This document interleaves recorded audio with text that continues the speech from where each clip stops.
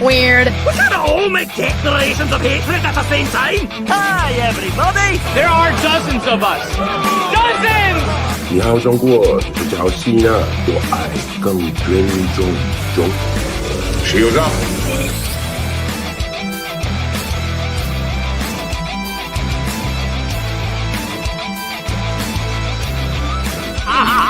Olsen, help me up onto his casket so I can dance on it.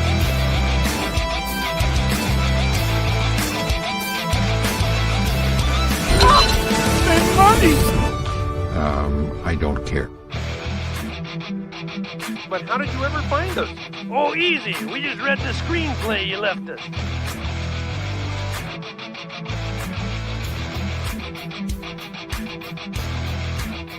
Glove gold! Glove gold! Glove gold!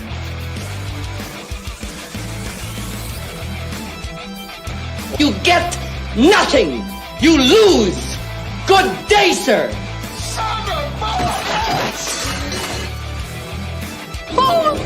I'll have you. Everything is sexist, everything is racist, everything is homophobic, and you have to point it all out.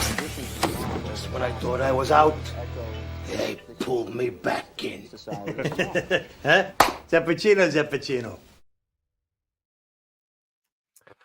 All right, it is Thursday night in Tooney Town, and that can only mean one thing. It is time for everyone's favorite pop culture podcast of the week. It is time for Tooney Talk TV. Folks, my name is Marvin, and I am the Movie Monster, and I'm excited to welcome you guys back for another week of pop culture discussion. There's so much going on. Snow White opens today. I have not yet seen it. So I will be seeing it tomorrow, and then we will be doing a special episode of Tooney Talk TV tomorrow night at 8 p.m. To give a review of Snow White. So that will be our Snow White special will be tomorrow night. And yeah, so Lauren is so Trish is having some technical difficulties. We are in fact waiting on a Trish, which is, you know, the most I've ever enjoyed that song. Someday, don't worry, guys. Someday our Trish will come. That didn't work as well because it's supposed to be Prince. I could see, you know what? I could see somebody shaking his head disappointedly at me in the back right now, and he's right too, folks. He's right too, and he's coming out now.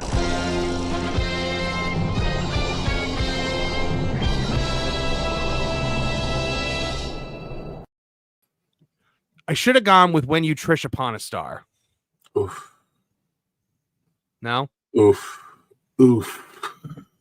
How many songs have the word wish in it? Because that's what you rhyme with it. I hear you, but sometimes it's just better not to. I know. A dream is a Trish your heart makes. Or a dream is a Trish who comes late when you're fast asleep. Yeah, no, that's a good one. Yeah, so we're waiting on her. Lauren is currently at the movies, seeing, what do you call it? Going to see Snow White. So Lauren's in the middle of his, oh no, oh God, oh no, oh no, oh God, oh no. What have I done? Yeah, Lauren, I think Lauren is questioning just how much money he accepted to go see that movie. It wasn't worth it. But yeah, I just sent yeah, well, I don't know if it was worth it.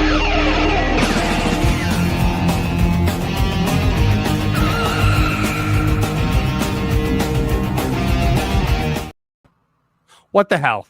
I think this one was my bad, actually. Was it something stupid? Like, did you have the lens cap on or something? No, it wasn't that dumb. But I had changed settings for something. As I was sitting here, I'm like, didn't I like not allow certain things, even though I didn't think it was this? And when I went and I found it, and I was like, let me try that, boom, and then it works. I was like, all right, that was inadvertently my bad, but okay. Hi. Listen, it only took me 8 minutes. For me, that's pretty good. Yeah, exactly. Diva entrance as usual. I would really rather not. Believe me, Kevin can tell you. No. You always do manage, though. I know. It's like honestly. Oh goodness.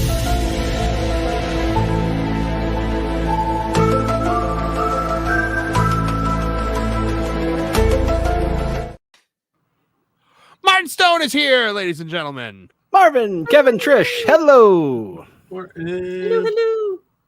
Martin. Oh, that should have been his theme song. Was the theme from Martin?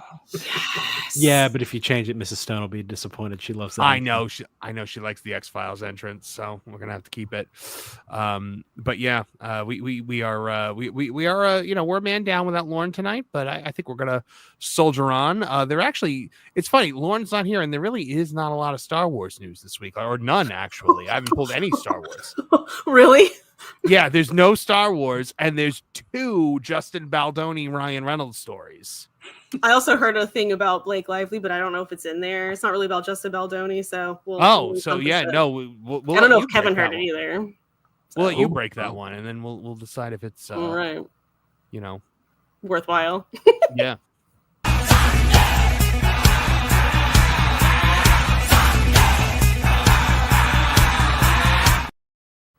Nolan Thunder, ladies and gentlemen. Now, Nolan, you have seen Snow White. Yep, just got back from the theater a little bit ago, actually. So you're going to be a part of our special presentation tomorrow night, where we're going to review the movie. So you and I will probably take the lead on actually talking about it. I'm not sure if Lauren's going to be able to join us, but maybe I'll see if we can get Culture in here or something like that to join us as well, because he just got out of it as well, and he called me to voice his displeasure.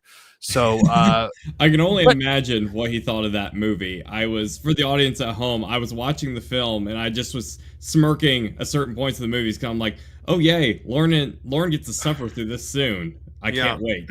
Lauren and Jonas, and it's a me and Force of Light and Valiant. So my youngest has to see it. Oh, really? She's 6 though. So does she have a genuine interest in seeing it? So you might have to go see it, Martin. Snow White is one of her favorites. Is she aware that this is not Snow White? It's got the name. It does have the name. Yeah, much like vegan cheese is still called cheese, but we know that it's a lie. It's nonsense that calls itself cheese. So it's a good point. Yeah, I'm gonna have to write that one down for later, because Rachel Zegler is Snow White like vegan cheese is cheese. So sorry, make that the headline. I was gonna say, isn't it weird that all the fake meat is made by a company called Morningstar? It doesn't bother anybody. You mean like Lucifer? By that? Like Lucifer Morningstar? Yes, like Lucifer Morningstar. I never thought about that before. One of the brands I get is actually called Incognito. It's kind of funny. It's called what? Incognito. Oh my gosh. We've lived too long on this planet. I think that's pretty Weird. There it is. Yeah. But all right, guys. So as you guys know, so we are going to do a little special. I really like when we do games with the super chats. So tonight we're going to do one. If we hit $300 in super chats tonight, I will do the ghost host stretching room speech in the voice of your choice. It'll either be the Mark Hamill's Joker, Kermit the Frog, Triple H, or Doofenshmirtz from Phineas and Ferb. $500 tonight, and I will sing a Disney song for you all. I'll tap dance away for all of you. So here we go. Or Disney or Muppet song. Movie reviewer, the lady movie reviewer that I said sounded like Andy Rooney. Grace Randolph. Yeah, can we throw her in that mix? I guess we can throw her in that mix. So guys, as you know, this is a show that is made for you and funded by you. Your super chats are what keeps the lights on around here, and we love you guys for it. Please send in your super chats. We break for super chats of $50 or more. Otherwise, we get to your super chats in the middle of in between stories. So we leave no super chats behind. We appreciate every single thing that you guys send in. So let's get I posted this, and let's see. Master of Puppets for $5 says challenge accepted, Marvin. So all right. You and Kimia for $5 says, can you do your Triple H voice instead? Because originally I didn't have Triple H in there, and I said, okay, yeah, fine. I'll throw Tripp and Grace Randolph in there. John Williams for $4.99 says, we all know the reason why the members only stream was delayed. Yes, we all know the reason why the member stream was delayed. Oh, I see. Oh, it was no one's fault. Oh, okay. I'm sorry. Well then, problem solved. Yeah. For the member stream tomorrow, it's actually gonna be something a little different. So I'm gonna have to be in Disney because I'm gonna go see Snow White, and I'm gonna go see it in the Disney Springs Theater. So I might do a live stream from Disney Springs and for the members, and we might do a little special kind of thingamabobber. You should do it from inside the movie theater because no one else will be there to interrupt them. You're right. Well, so I'm specifically going to a dine-in movie theater because I want to be able to order an adult beverage and have it delivered to me. So I don't drink often, but there are certain things that will drive me to it, and that movie is one of those things. When Lauren told us he wasn't going to be here, and I put like a little crying emoji, he sent me a message. He's like, is that because I'm not going to be the stream or because I have to watch Snow White? I was like, well, because you're not going to be the stream, but now it's kind of both because you have to watch the movie too. Oh, man. Poor Lauren. I hope you got one of those fancy popcorn buckets while he's at it too. Oh, God, please, no. No one's getting those popcorn buckets. Do they have a popcorn bucket for Snow White? Yeah, they have like a cart. It's supposed to look like the dwarves like mine cart, and it has like rubies on the inside of it. And then there's like a set of like 4 different cups with like art of Zegler, Snow White, and there's one with the Evil Queen too. Oh God! All right. I will never own anything with Rachel Zegler's face on it unless it's a dartboard. Let's see. Master of Puppets for $5 says, at Trish the Dish, I've been watching Supernatural from the beginning since I never got past season 2. I hear you're a fan, and I'm enjoying it a lot. I am. That makes me so happy. I mean, you're in for a long ride if you stick with it, but I'm always for new people watching. I get a little nervous when new people watch it because my heart can't take it, but... They got past the racist truck, but they didn't get past season 2? Oh my God, the racist truck. There's a racist truck?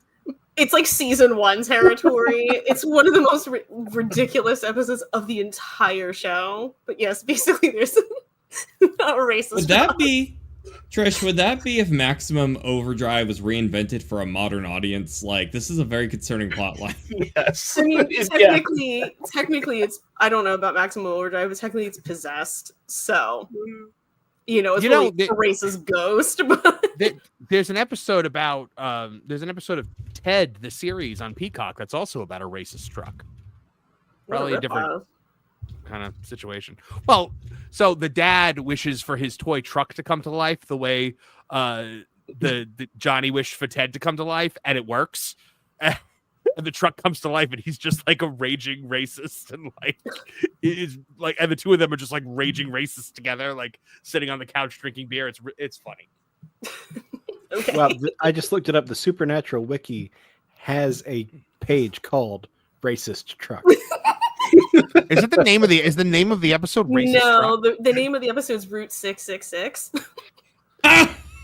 Oh gosh. He also got passed because season 1 is. I would have respected it more if it was called Racist Truck. The season 1's also Bugs. Kevin, I know you remember that one. Yeah, that's right. So he got through some notoriously rough ones. So if he got over that hurdle and now he's still going, he's still like, it's like, all right, I'm not as worried, but yeah. BPE sending in the BPE special, $20 and no message. I love it. I never want a message from BPE. Yeah, no, I you're mysterious. You're like the Batman now. Thank you very much, BP. We appreciate you. And Nana Glowy for $10 says, "Do it in my voice, Jobber Monster." If we hit the 300, I will put up a poll. And then Regina Sharp for $5 said, "We all need a little. What do you call it? I think it's something called. Where the hell is the clip? Why are my things like never in the right order? I don't know how I. Glom gold, glom gold, glom gold, glom gold. Up in here. Well, I just noticed she put a little trademark next to it. The little TM. Oh, that's wonderful. Thank you very much. All right, guys. Those like I said, those super chats are very much appreciated, and we appreciate all of you guys who send them in. All right. So, guys, are you? By the way, we're at $55 toward our goal now. So, are we ready for some football? Well, except not football. What? No. Don't get excited, Nolan. Nolan's like, yes, I am. I'm a Colts fan. There's only so much I can get excited for when it comes to football, so I was hoping it was something positive. I don't even know if the Colts are good or not. I assume from not. your... let's say I assume from your... I was going to say, just rub it in. I assume from your defeatist tone that it's not. By the way, I've sent a link to our good friend LW Ghost to see if he wants to join us as well. I sent it to him privately, so if he's out there and sees it, then maybe he'll stop in. Lou, come on, just so we can see your intro again, please. Yeah, Pro used it. Really? I showed it to Pro, and he loved it so much, and he was like, "Can I pay you money to use that?" I said, "You're not going to pay me money, but like you can use it." Like, I may ask in return for his Photon Empress bumper. That's a fair trade. Yeah. But okay, so you know what? Let's start with a story that's like kind of sad, but I want to get everybody's opinion on it. So there is a documentary coming out about Stan Lee's later final chapter in life. I believe it's called Stan Lee the Final Chapter, and it says to shine light on years of elder abuse that Stan Lee underwent. Now, this was a long-held rumor that Stan Lee was basically being like he was like imprisoned by like his daughter and her boyfriend, right, Kev? That was like the big thing that was going around. Yeah, pretty much. Yeah, it was sad when the story broke, but yeah. That was the gist of it.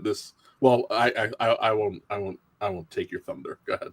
Well, no, you can. I don't really go into the rumor and innuendo in here. So it's just really just the thing of the story is that the documentary is a stirring discussion of the final chapter in the life of the Marvel Comics legend. It promises to shed light on what it describes as a deeply troubling period in the beloved creator's twilight years. However, before the project reaches audiences, its filmmakers are seeking financial backing to complete it. Producers have launched a Kickstarter campaign aiming to raise $300,000 to cover the final production costs. As of this writing, it was $64,000 that had been raised in the first 6 days of the 30-day campaign. Now, Lee, widely regarded as the creative force behind many of Marvel's most iconic superheroes, passed away in November of 2018 at the age of 95. According to the documentary's creators, the final chapter will reveal behind-the-scenes footage alleging that Lee's later years were overshadowed by exploitation and manipulation. The film claims it will expose those closest to Lee who, as alleged, profited off his declining health and stature. At the center of the project is John Bolajak, a comic book artist and filmmaker who previously worked as an assistant to Lee. Now, he reportedly became a trusted figure in Lee's inner circle and captured extensive footage during that time. The Kickstarter page described how he gained unprecedented access to Lee's life and recorded what he witnessed. The campaign's description claims that he uncovered a world where Lee's signatures and memorabilia were turned into lucrative business ventures while competing individuals vied for control over his fortune and legacy. It further asserts that Bolajak personally observed mistreatment and betrayal during this time by Lee's side. This is before his passing, and as featured in the documentary, Lee gave Bolajak his blessing to use the footage and share his story with the world. The legal and personal battles surrounding his final years first drew public attention in 2018 when a Los Angeles court issued a restraining order on behalf of Lee's daughter, J.C. Lee, against one of his former managers. Additionally, journalist Abraham Reisman, in his 2021 biography, The Rise and Fall of Stan Lee, explored many of the lawsuits and business disputes tied to his later life. Now, Kev, what is the big rumor surrounding this?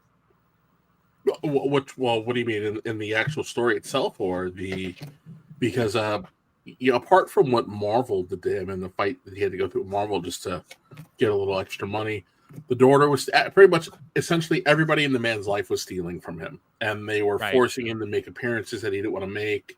And really, John was the only person in his life who came in and actually advocated for him. And if it wasn't for John, Stan would have died a very, very, very sad end. He gave him a little bit of peace the final couple of years that he was alive.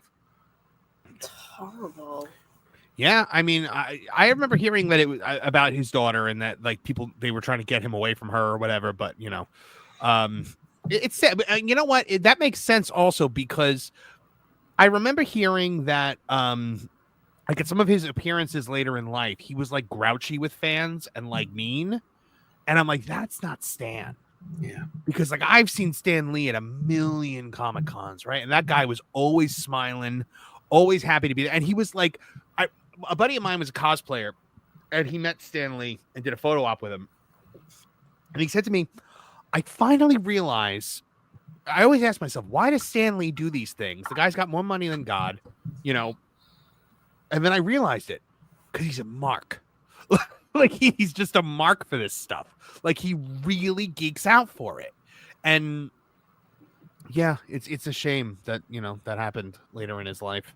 Am I the only one getting Casey Kasem vibes also with them, arguing about, who's getting his fortune and all that? Mm-hmm. It's extremely petty, and it sucks that so many people, like, even outside of, famous people, like the type of stuff elders will have to face, they pass on to see like infighting in the family and stuff like that.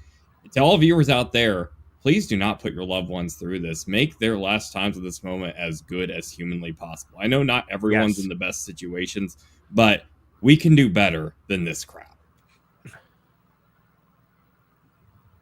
Yeah. I'm nodding for you, Nolan. Yeah. Look, the elders are, I think they are, up there with children as the most vulnerable members of our society. Oh, definitely. And I put elder abuse up there with child abuse. It's just like, how could you possibly take advantage of someone like that? I find that to be one of the single worst crimes you can commit in this life. I love old people. Like my grandparents were always like, my grandparents, my great grandmother, they were everything to me. And luckily my Nana is still with us. But I just love I love their stories. I love just being around them. It's amazing, to be there, to have that gift of having, your grandparents in your life, because so many people don't have that. I'll tell you guys a quick story to kind of lighten the mood. So my grandma, my Nana, my grandmother, she was in Florida for I think it was Thanksgiving. And so I'm sitting there with her, and she says to me, she's telling me this story that I had never heard before. And my grandmother is super Sicilian. So she's like she's very dark. And she said, when I was a little girl, I went to the community pool and my aunt dropped me off and they wouldn't let me in. And I said, well, why? And they said, because this is a whites only pool. It was their segregation, and she was so tan and so Sicilian. And so she like sat on the curb, like all sad. And her aunt came back and was like, why are you out here? And she explained it. And oh my gosh, like she went like, her aunt went nuts on the people. Went Italian on her. Yeah, went all Italian on. But then she says to me, she goes, I think that's why I've always been so, sympathetic to the cause, because I learned what it's like. And I said, Nana, never tell that story to a black person. I said, please never tell it. I said, you're adorable. Please never tell that story to anyone. And I just told it to people. But it's okay. Now you know who she is. I laughed so hard when she said that. Like tears were coming out of my uncle and I were laughing so hard. But yeah, it's my absolute favorite story. But Stan Lee deserved all of the blessings and grace that someone can be afforded in their elder years, and it's a shame that he didn't get it. So what are you gonna do? All right. You guys ready to talk about the Disney shareholders meeting? Now, let's do it, homie. I have only attended one other shareholders meeting for a major company before, and that was the WWE shareholders meeting. I went to like twice. And this was nothing like that. Because I got to watch Vince McMahon deal with mutants. Like, I got to watch Vince McMahon deal with these people that he didn't know if they owned one share of stock or if they owned like 10,000 shares of stock. So this guy gets up there and he's just like, how about you explain the failure of the XFL? And he goes, how about you kiss my ass? I know what I'm looking up after the stream. Oh, you can find it. The clip is out there. And then there was another year where somebody was like, they were like, oh, well, how do you think the like your website is so great? And he's like, really? Because I think the website sucks. And the website team then made a song out of it. Was like, sucks. I think the website sucks. And it was like they auto-tuned him basically. But this was nothing like that because that was fun. This was fun. That was fun. This was not. Yeah. So one of the last shareholders meetings I was ever at, Triple H was there, and he was like on the board, and he looked like he would rather be anywhere else. And I don't remember what question I asked. I asked a question, and Vince was like, "Oh, well, I'm going to let Paul handle that one." And Trip looks up, and I looked at him, and our eyes met, and I said, "I'm so sorry." he looked like he did not want to be there. That was the day he came to hate me and started calling me Jobbermon. All right. So Bob Iger takes AI voice delivered questions on Figment, theme parks, and company commitment to families in Disney shareholders meeting. And we did live coverage of this. So I had to like listen along. I was watching Valiant stream as Valiant, Jonas, and Pro were watching it. So at 12:50, with 10 minutes until the call began, the Walt Disney Company stock sat at $99.36. At 1 p.m., board chairman called the meeting to order. After a hype video plays, he made it a point to promote Bob Iger by saying, "We're grateful to Bob Iger and the company's exceptional management team for their leadership." I don't know what there is to be grateful about, but that's what it was. 1:06 p.m., a pre-taped Bob Iger video played in which he addressed the Disney shareholders meeting and talks about visiting the various parks and headquarters for the company. He then showed off the new BDX droids and confirmed that they will be in the Mandalorian and Grogu movie. Now, these actually did look pretty cool. They were, they were very expressive. They could walk around. I think they're coming to the theme parks.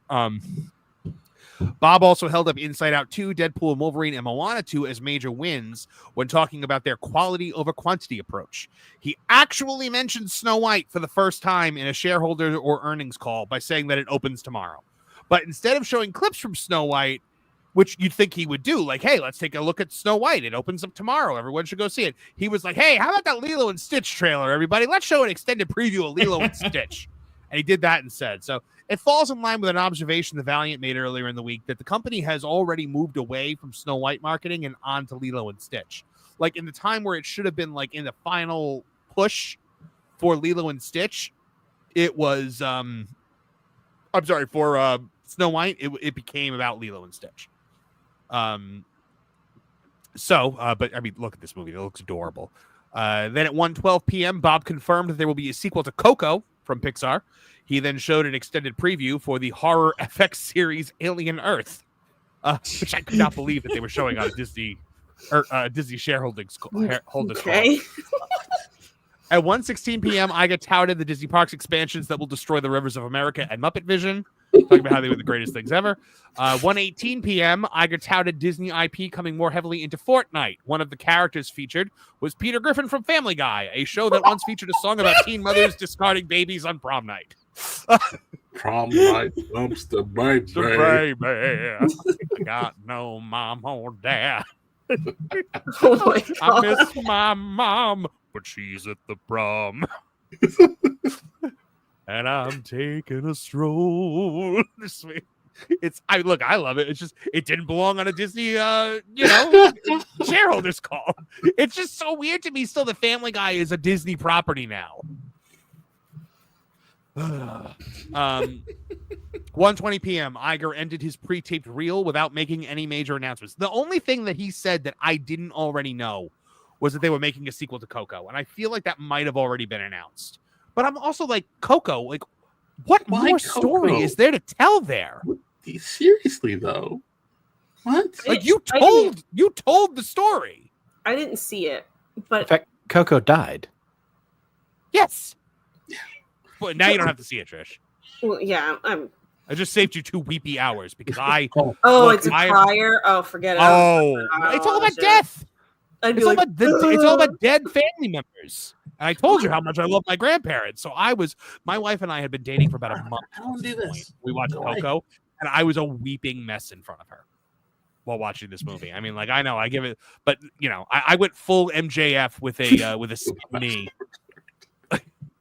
I was thinking, like, is it so wrong for things to just stand on their own? Like, why can't Coco just be Coco and that's it? Well, and it was Coco and we're done. You want to know who agreed with you on that, Trish? A man named Walter Elias Disney, because he hated the concept of sequels. Somebody once asked him when they were going to see when he put out the Three Little Pigs. They asked him in an interview, "Oh, well, when are we going to see more of the Three Little Pigs?" He said, "You're not going to. You don't." The exact quote was, "You don't follow pigs with pigs." I like that. No, you follow pigs with bacon. Yeah. I love pigs, but I like bacon too. So I love bacon. That song in Coco, Un Poco Loco. Yeah, it sounds like it should end with Un Poco Loco from Parker Brothers. It really does. Now that I think about it. Oh man. Let's see. So the Free Enterprise Project then asked Disney to reconsider its participation in the HRC, describing it as a type of mafia that pushes radical gender politics on kids. The board of directors then recommended that shareholders vote against that proposal, that they would reconsider participating in the HRC. At 1:31, another proponent advocated for Disney to keep politics out of their advertising, citing Disney's support for GARM. They also referred to the damage of Disney's politically partisan ad buying policies and called for a change. The board of directors then recommended the shareholders vote against that proposal. So they want to keep pushing gender politics on kids, and they wanted to continue to do partisan ad buying. So 1:34 p.m. rather than taking direct questions from this is the part where I lost my mind. So now, remember when I said that Vince McMahon stood up there and he took questions from mutants? Mm-hmm. Bob Iger took pre-screened questions from an AI voice and read from it sounded like he was reading from a piece of paper. And it also might have been pre-taped. Reading from a piece of paper, answering these questions with prepared statements. From that picture, are we sure he's not an animatronic? And here's the thing, Marv. Now, if you were an animatronic, he'd be more lifelike. And here's the thing, Marv. This isn't the first time he's done this either. He did it last year, too. Yeah. Well, because 2 years ago, he actually took questions and people called him out. Yeah, I don't think he's answered a question since those nuns got him. Yeah. Well, that'll cure anybody.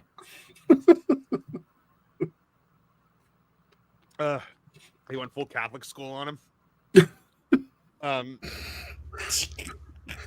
But no, yeah, so it honestly, I also think that it was pre-taped because there was a hot mic incident on the last earnings call where Bob revealed like a bunch of like streaming numbers, and then you heard him go, "I don't think I was supposed to reveal those streaming numbers." So, you know.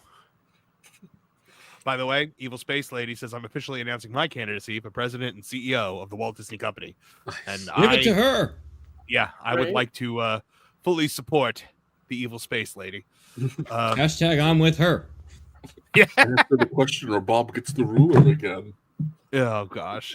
So while touting the company's creative triumphs, Bob ignored Snow White and did not mention it. What creative triumphs? He kept touting Inside Out 2, Deadpool and Wolverine, The Bear, things that were made by Pixar and Fox. Nothing that was actually made by Disney. Well, Moana too, because it made a lot of money, even though people hated it. 1:36 p.m. Iger was asked. It's a cash grab. At 1:36 p.m., Iger was asked a generic AI-delivered question on how he will increase the stock price. The stock price then immediately dropped to $98.97. Renegade, WW Pro, and Jonas J. Campbell questioned whether this was pre-taped. 1:41 p.m., Iger is asked about returning the company to its core values and returning to kids and families as their major demographic. Iger touted the company's perceived success while once more sounding as though he was reading off a prepared statement. He did not actually answer this question. 1:45 p.m. when asked about the Epcot character Figment taking on a larger role, Iger said that he's asked creative teams to explore expanding Figment's reach into a series or short animation in the future. I believe that this was not an actual question. I think Bob Iger just wanted an excuse to say, hey, we're doing something with Figment. Well, a good point was brought up. A good point was brought up during the show earlier today, where it's like, well, Bob Iger is technically a shareholder, so he could be preparing a question he prepared for himself. That is true. That is true. 1:46 p.m., the meeting ended abruptly after Iger finished answering his last questions with no official closing remark. The stock price ended at $99.22. There were no questions on Universal's Epic Universe, which opens in 2 months. Now, that right there was the biggest, like, okay, these questions were pre-screened and they cut a lot out because a shareholder was definitely, a responsible shareholder would have definitely asked him about Epic Universe and how they are planning to curb the losses that are going to come to the Magic Kingdom, especially while the Magic Kingdom is walled off while they destroy it. The only Epic they brought up was Epic Games. And the guy who asked the question brought up a universe. That was all you got as far as you got Epic and Universe, no Epic Universe. And it's going to be kicking their butt the next few years. By the way, the stock has fallen again to $98.86. So it is down 1.43% today. And as Pro likes to say, no financial or legal advice given on this show. But take that as you will. Every time this company opens its collective mouth about new things that are coming, the stock price tanks. Every time they're like, we're building new things in the theme parks, boom, the stock price goes down. And they're under $100 right now, and they hate being under $100. Their reaction to Epic Universe reminds me of the manager from Spinal Tap when they got canceled in Boston. He's like, oh, don't worry about it. Boston's not a big college town. Yeah. So one interesting thing, there was no mention of Bob Iger's retirement or the CEO succession. And there's a reason for that. Apparently, according to sources, and this was reported by our friend WW Pro, that Bob Iger's replacement announcement might be delayed. This is because of internal candidates underwhelming. Now, the internal candidates, as they are Kamala's bestie, Dana Walden, the current VP co-vice president of like Disney Entertainment with Alan Bergman, and the other is a snake wearing a human suit named Josh D'Amaro, a man who is always smiling but never looks happy. So let's take a look at this. We are seeing that as Disney continues its painstaking search for Bob Iger's CEO successor, insiders Dana Walden and Josh D'Amaro have emerged as frontrunners, but serious questions remain about both candidates. Disney's board, led by former Morgan Stanley CEO James Gorman, has indicated it may delay its final decision until at least early 2026, perhaps due to mounting internal concerns that an uninspiring pool of external talent. This came out of Bloomberg, obviously. Now, Dana Walden, Disney's entertainment co-chair, seems to have addressed one major concern recently, her perceived weakness with Wall Street. Her confident showing at a recent Morgan Stanley investor conference predicted an air of corporate financial savvy. However, two key problems came out with the Walden appearance and that may not be recoverable. First, her comments on Disney's supposed streaming success were extremely difficult to square with reality. It's one thing to put on a good face for your company. It's another entirely when you make a claim that 50% of the top streaming content is made by Disney, yet no one can figure out what any of those might be. Of course, then, Walden is obviously very close with Kamala Harris. They're very good friends, and people think that might be a liability during the Trump administration. Now, Josh D'Amaro is seen by many as the natural successor as Disney CEO.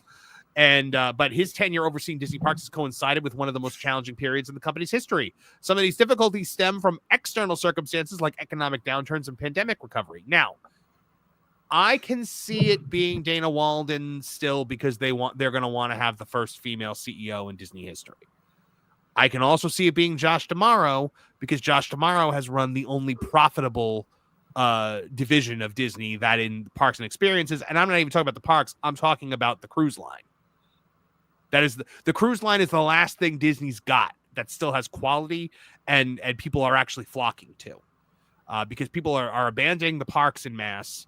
So what do you guys? But I really hope they go with Mr. or Mrs. Outside Hire, because Josh D'Amaro as CEO, that would be my worst nightmare. The man that destroyed Muppet Vision. I don't think so. I don't know. Anybody want to weigh in on that? Josh D'Amaro might be one of the few candidates that could actually be worse than Bob Iger, because the dude has shown he's completely incompetent. Like, at least, I feel like I do not like Bob in the slightest. He has clearly shown that it's all about him and his own, political agendas. At least, he has shown in his time that he can at least get proper influence over people to make certain things happen. This is probably the first time in my life I'm ever complimenting Bob Iger. Josh D'Amaro has basically had the keys to the kingdom, the Magic Kingdom in this case, and has he keeps backing all these projects. Like, let's take Rivers for America as the prime example. You know how much money they're going to lose in this investment with the amount of cost that's going to come into draining that water, putting in this Cars experience for a ride that's probably going to get rained out when the weather affects it in Florida. It's probably going to be gone within less than 5 years once it actually opens. So he has shown that he cannot balance a checkbook. And if he goes in, I think it could be catastrophic. I think it's going to be the chick. You think it's going to be Dana Walden? You think they're going to say... If it's an internal candidate. But the way I see it is, this seems like excuse number 400, because when you were reading the headline, it seems like this has been routinely. He's always pushing back excuses so he can stay the CEO. He's probably already behind the scenes, unless he really thinks it's probably going to come down to two roads, in my opinion. Don't take this as a fact, but I think it's either going to be he has a road plan to where he wants to probably land a role. My personal opinion is I think he's going to try to go for like California governor or something like that. That's just opinion here. And if that doesn't happen, he's LA probably mayor. I think LA mayor is possible. People have been floating him for that. Yeah, I agree. And if that doesn't work out, I think he's just going to keep using Disney as a little hive, so to speak, for him to warm in until he can get a role that's ideal for him. And he'll stay as long as he needs to do that. Well, Kev, what have you always called Bob Iger? The nickname that you gave him long ago? Oh, the Great Purchaser? Yes, because as you said, Bob Iger's only contributing factor in Disney. He hasn't created anything because Shanghai Disney was pretty much created by the Chinese government. The only thing he's done is just purchase things that were not his. That's it. His talent is spending other people's money on stuff they don't need. Yep. Clearly, the board is, at least on the surface, happy with Iger, and it makes sense. It's Iger's board. I hope so. And Iger, likes himself. So whoever takes over is going to be in his mold, and he wants them in his shadow as well. Mm-hmm. Yeah. So I agree. I actually think he's going to pick somebody that he believes to be less talented than himself. Oh, definitely. I think he thought that's what Bob Chapek was. Controllable. Yeah, Chapek seemed to be under the misinterpretation that his job was to run the Walt Disney Company. Yeah. Indeedy-dee-dee-doo. Well, I mean, I remember the time that Kevin Apollo and Josh D'Amaro traveled through the snow together.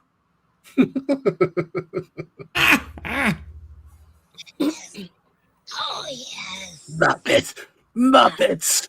We have to destroy the Muppets. Jim Henson's dead. Rabbit should die too. I hate it. Oh, it's my favorite. I gotta actually every week I say I have to actually pull that clip so that I can regularly play it, and then I forget to pull the clip. You also need the best one, the unsubstantiated fantasy lies. I was thinking about that one today. I was like, I gotta find that clip. Well, because you were watching the earnings call. That's why. Yes, that's exactly it. While I was sitting there, I kept thinking unsubstantiated fantasy. We used to scream that all the time. Oh God. Yes, Cobra Law has spawned both Josh D'Amaro and Cynthia Erivo, but Josh D'Amaro's human suit is far more convincing than Cynthia Erivo's. Cynthia Erivo looks like Bathilda Bagshot in in Deathly Hallows Part 2. right before Nagini jumps out of her face. Okay, that was one that I got. Thank you. Trish, I served that one right up to you. I was like, this is gonna make Trish laugh. I get that reference. I understood that reference. But the question that really struck me was when somebody, I don't know how the question got through, when they asked about Disney returning to being for families, because it's not anymore. And that's what our next story reveals, because new Epcot Lounge in Spaceship Earth has changed course to exclude families as Walt Disney World continues to court dink Disney adults. Now, I'm not calling them dinks. I'm not calling Disney adult dinks as in they're dinkuses. I'm dink. Dink stands for. It's not Mr. Dink. Hello, Douglas. It's not that Mr. Dink. Ooh, that wasn't bad. What, Tippy? It was. I went to Disney World, Douglas. It was very expensive. Make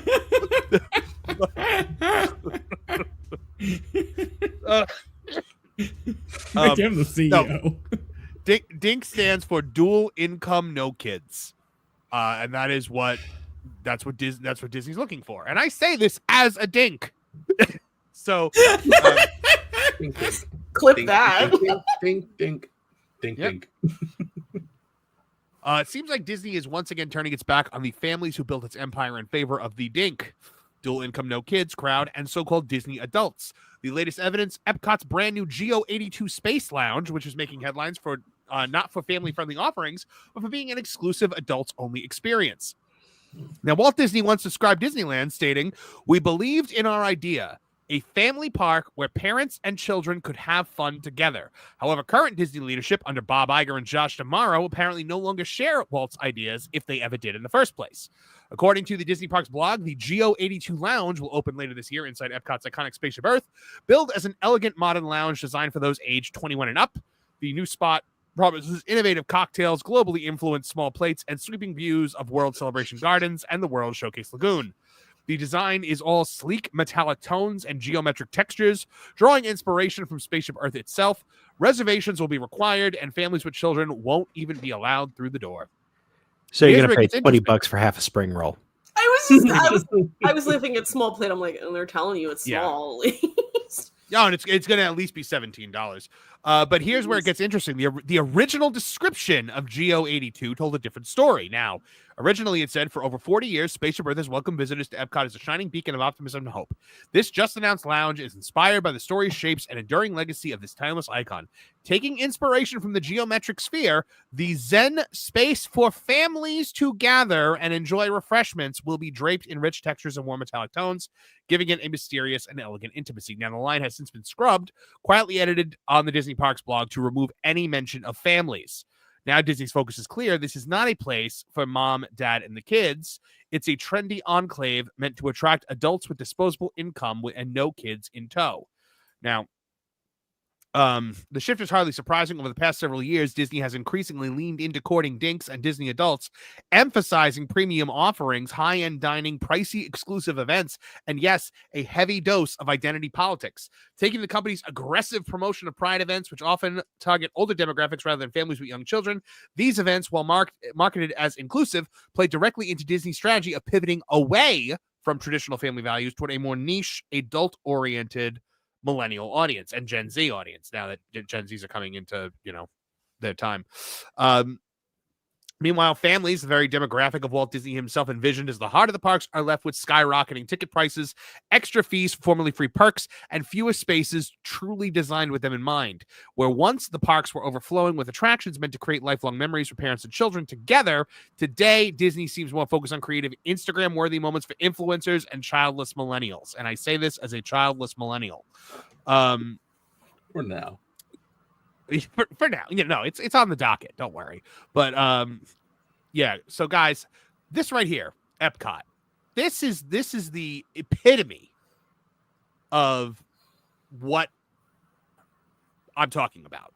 Because Martin, I know you've been to the parks a lot in the past, like growing up and as an adult. Would you agree with me that Epcot has shifted over the years from being a theme park designed with education and the future in mind to just basically being a wild, alcohol-flowing park for adults to be really rowdy in? Yeah. The original concept of Epcot was sort of two parks in one. A place that thematically you would go from, there's the ocean and there's the land, and then there's an exhibit on motion and energy and the body, and that was the theme up front. It was about the future and imagination. Then the back was like a permanent World's Fair, where you would have various countries and you could see a little bit of their culture, ride some fun little rides.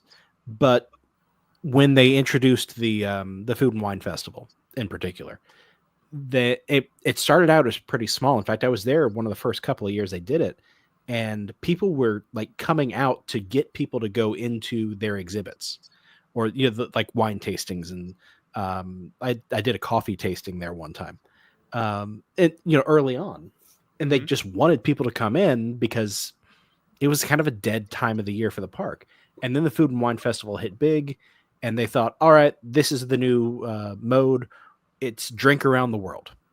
And my wife and I went, we had just been married, and this lady was behind us in line, and she starts talking about, I am going to get a drink at every single kiosk and shop. We're going to go from Mexico and all the way around.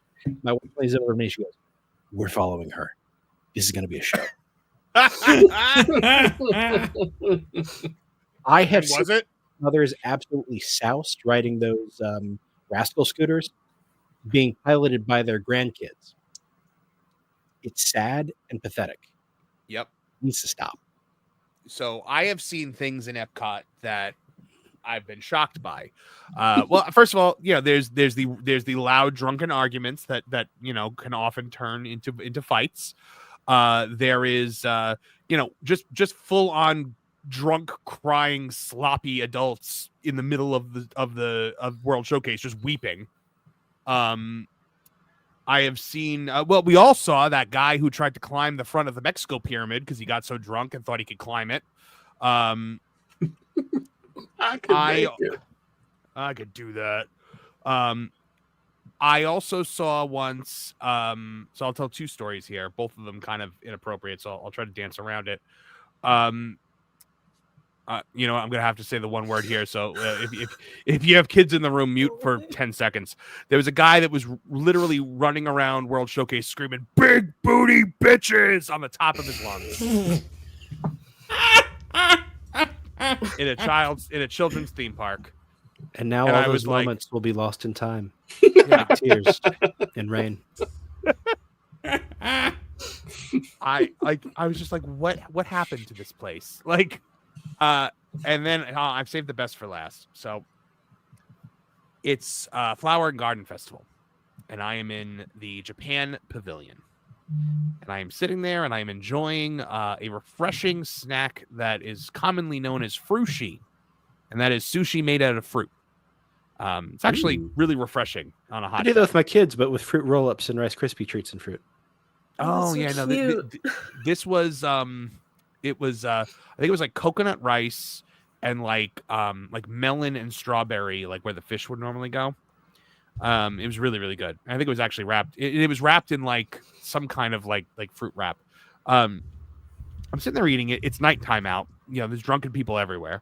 So I'm sitting there eating the frushi, and a dude stumbles up next to me. Now I'm sitting on a little stone bench right next to a bunch of bushes.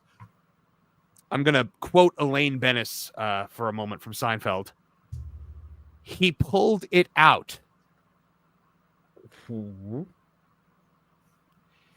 And began to then relieve himself in the bush. Oh. I immediately Nice. leapt to my feet and looked around for any sign of the men with the butterfly nets that were going to come drag him away. They're coming to take me away. Yeah. And nobody did. He zipped up and stumbled back out into the night. When he should have been put on a sex offenders list for that. And that was when I said, okay, I'm not going to Epcot at night anymore. Like, when it gets to the point where Epcot, like, it's like 4:00, I'm like, okay, time to go home. I can't do it. I can't do it anymore. It's terrible. You and Kimmy says, sorry, Marv, that was me. Jackass. I should have saved the tears in the rain thing for that story. Yeah. Well, see, you never know where I'm going to go, Martin. I can come from over here or over there. Can I take a minute to say something on the matter? So, please.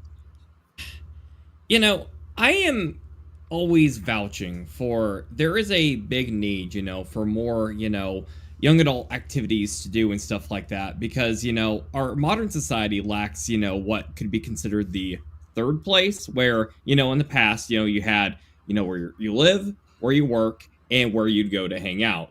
That's why malls were so huge, that local diners, all that. And then we've had a lot of seclusion now in the age of like social media and all that. I am all for doing something big to market out to these dinks, if that's the word that we're using now with the hip lingo and all that. I completely get that. But as someone who vouches for that and knows there's a lot more attorney that's aimed at, like, children or elders and stuff like that, Disney is not the place to do that, because the core of Disney is supposed to be family. You should be able to take anybody from your 90-year-old grandma to your kids who are 5 years old here. And it's just like, it just shows the lack of identity they have here. Because I've been to Epcot. I've been on a date at Epcot. I love that park. It's my favorite of the 4 parks.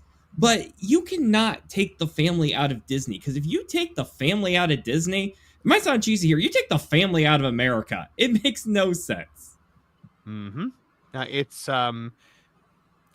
it was a really horrifying night. It was yeah.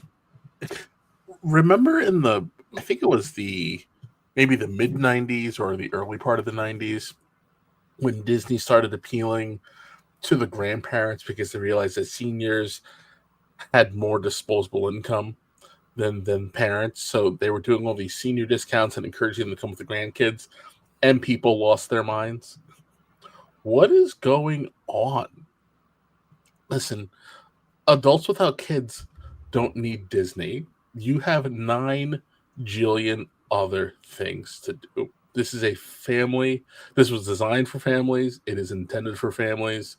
Petulant narcissists don't need to be indulged at every single moment of their existence. And I'm not saying that, because a lot of single Disney fans are fine, but that's not who they're appealing to, because the average Disney fan understands this is a family park. It's actually why they enjoy it, because the vibe is fine for them. But the ones who actually want this are the irritating D-bags that you don't want to deal with on a regular basis. So it's like let's be honest about what we're doing and who we're doing this for. I don't understand. Well, no, and that's the thing is, like, look, I loved the Disney parks because I had wonderful memories there as a kid, and going there, it's almost like a sense memory thing. Like, you walk up to a certain corner or a certain table in a restaurant, and you just get this core memory flashback. Well, there's a certain bench in the Japan Pavilion that I don't walk up to for that exact reason, but there's memories baked into it. But then when I became an adult and I kept going, I never for a second thought this place is for me and me alone. No, I'm like, this place is for families. It's for people with kids. you know, and nothing that I do should ever take away from a family's experience. Families always, to me, have the right of way in Disney. The only time I ever get a little annoyed is when somebody puts their kid on their shoulders, because I think that's rude to everybody, not just rude to me. Hold your kid on your side. You can do it. Do some dumbbell curls before you go. But no, like it's for families. It's a place for families and kids to have fun together. And look, I think now that I'm married, I keep thinking about like what it's going to be like the first time I bring my kid here. But now I'm thinking to myself, am I going to bring my kid here? Because this isn't a place to bring your kid anymore. It's a place designed for drunken idiots. They're putting alcohol into the Magic Kingdom, a place that had no alcohol for years. Then you could only get it at the Beauty and the Beast restaurant. Now they're putting a Pirates of the Caribbean bar in the middle of the Magic Kingdom. You know, Walt was known to enjoy a drink or two or more, and yet he decided not to have alcohol in that park. In Disneyland, because it was for families. Right. Because he didn't want guys running around calling out for big booty bees. Or relieving themselves in bushes in front of terrified monsters. And one thing I will never understand, because this is far from the first time we've seen Disney aiming at this audience. They do realize, like, dinks right now don't have a lot of money with the economy, right? Like, they're already struggling to pay rent, let alone get into Disney World. Yeah, but you know who have less money? Dual income with kids. Because they have to pay for the kids. So, dual income, no kids, I think they have more money. They typically travel more. They typically, will spend more on a hotel room. So, but I mean, you look at they do the gay days in Walt Disney World, and I used to think like, oh, that's fine, that's nice, like, cool, live your truth. But they turned it into, this park is ours now during these days, and you can't like they wear things that you should not be wearing in these parks, and they are physically affectionate in ways that I would say to anyone in a theme park, you're being inappropriate. It's funny. My family and I went like beginning of June one year, and the first thing my mom or my wife had noticed was that she goes, a lot of these women are dressed like you. I'm like, yeah, they are. And then suddenly one of my sons, when he was younger, goes, why is that guy wearing a princess shirt? Why is that gentleman with the beard wearing a dress at Bibbidi Bobbidi Boutique trying to get my daughter to come in there and get a makeover? Why are there so many Subarus in the parking lot?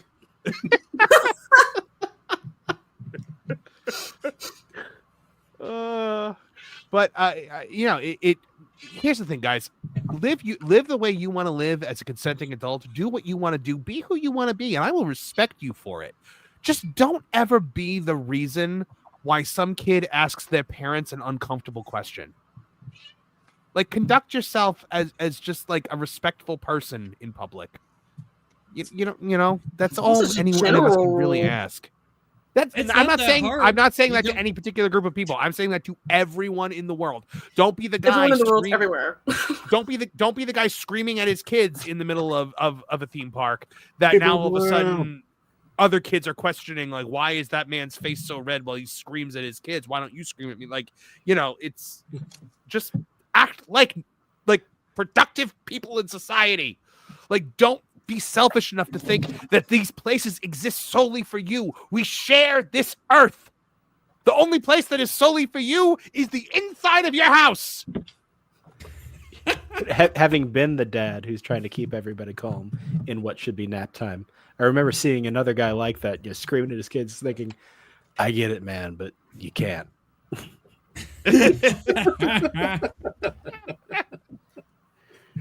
And never be the person who tries to tell someone what they can do inside their house, unless it's illegal. Like, you're not going to asterisk unless it's like skinning human beings alive or something like if that. If I want to make meth in my bathtub, I can make meth in my bathtub. And if you want to hear more about skinning humans alive in bathtubs, please check out Crime and Punishment on the membership only section. Oof. Thankfully, I haven't heard of one specifically like that, but I'm sure it's out there. Yet. But this is also not sustainable. No. Because eventually these dinks, I can't take that word, are gonna, it's generational. So if you're not providing the next generation and creating memories, all right, so what happens when those, I hate this word so much, when those dinks are gone? Dink, dink. Dink, dink, Yeah. dink, dink, dink. My son had his. I love how his uncomfortable birthday in you are with the February. word. Go ahead. My son had his birthday in February, and what he wanted was for us to decorate his birthday cake with action figures, and the figures would be his presents. And particularly, he wanted X-Men, like the X-Men 97 kind of stuff. So like the classic looking. Nice. The 90s X-Men.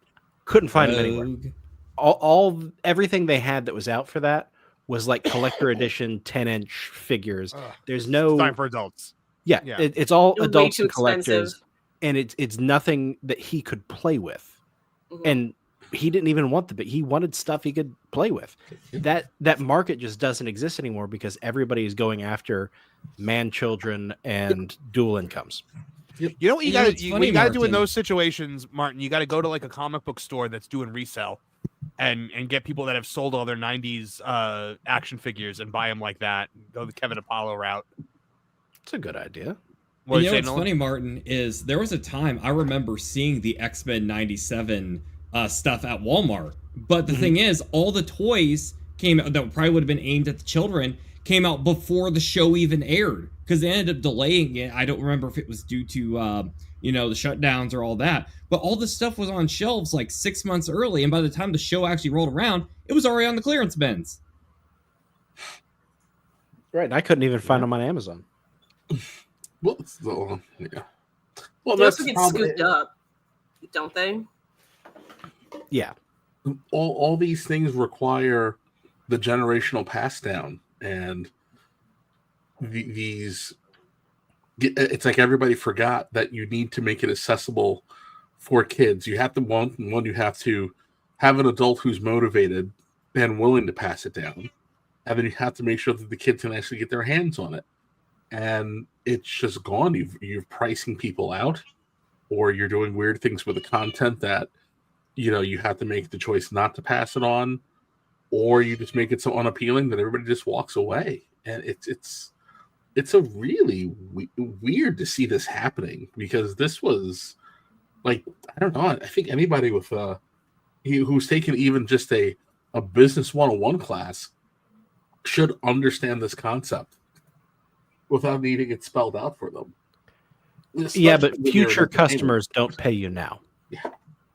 And bonuses are related to, right now. Yeah. That's why private ownership, companies that are under private ownership build for the long term.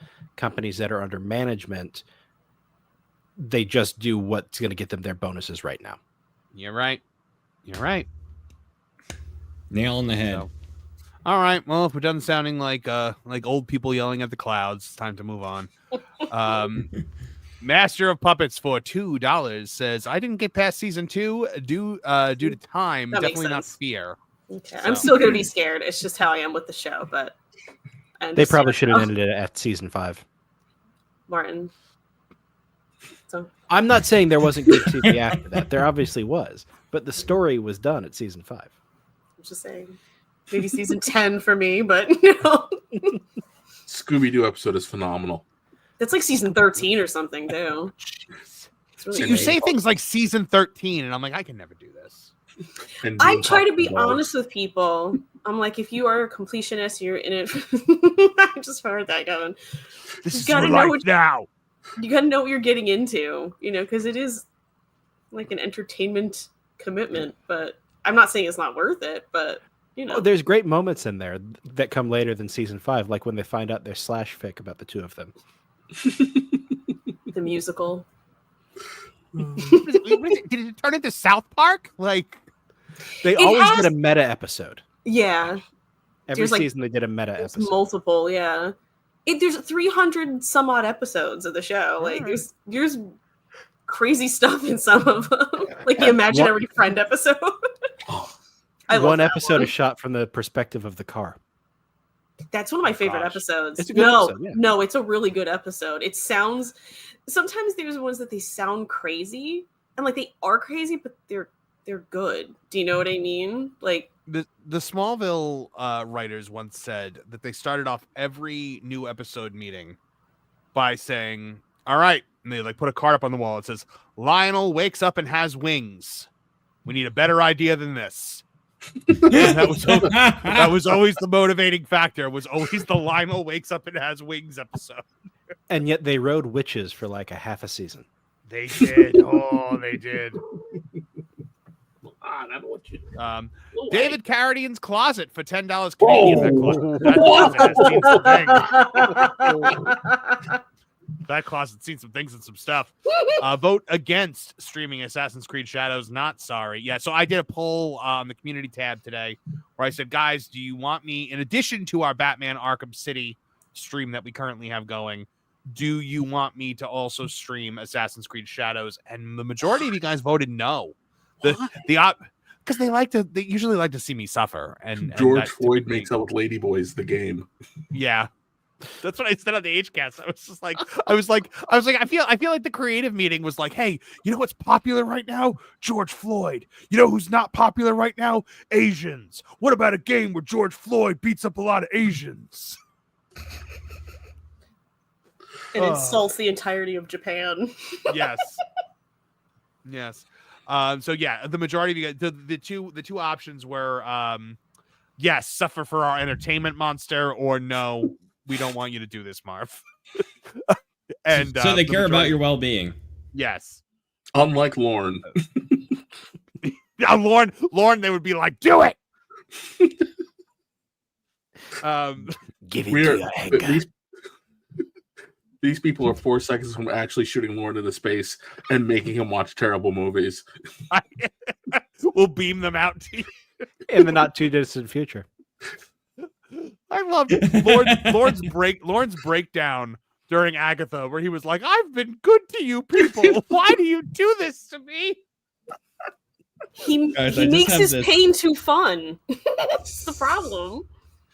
I think it's because he's so like, we know like the goofy side of Lorne, and he lets that out a lot on this show.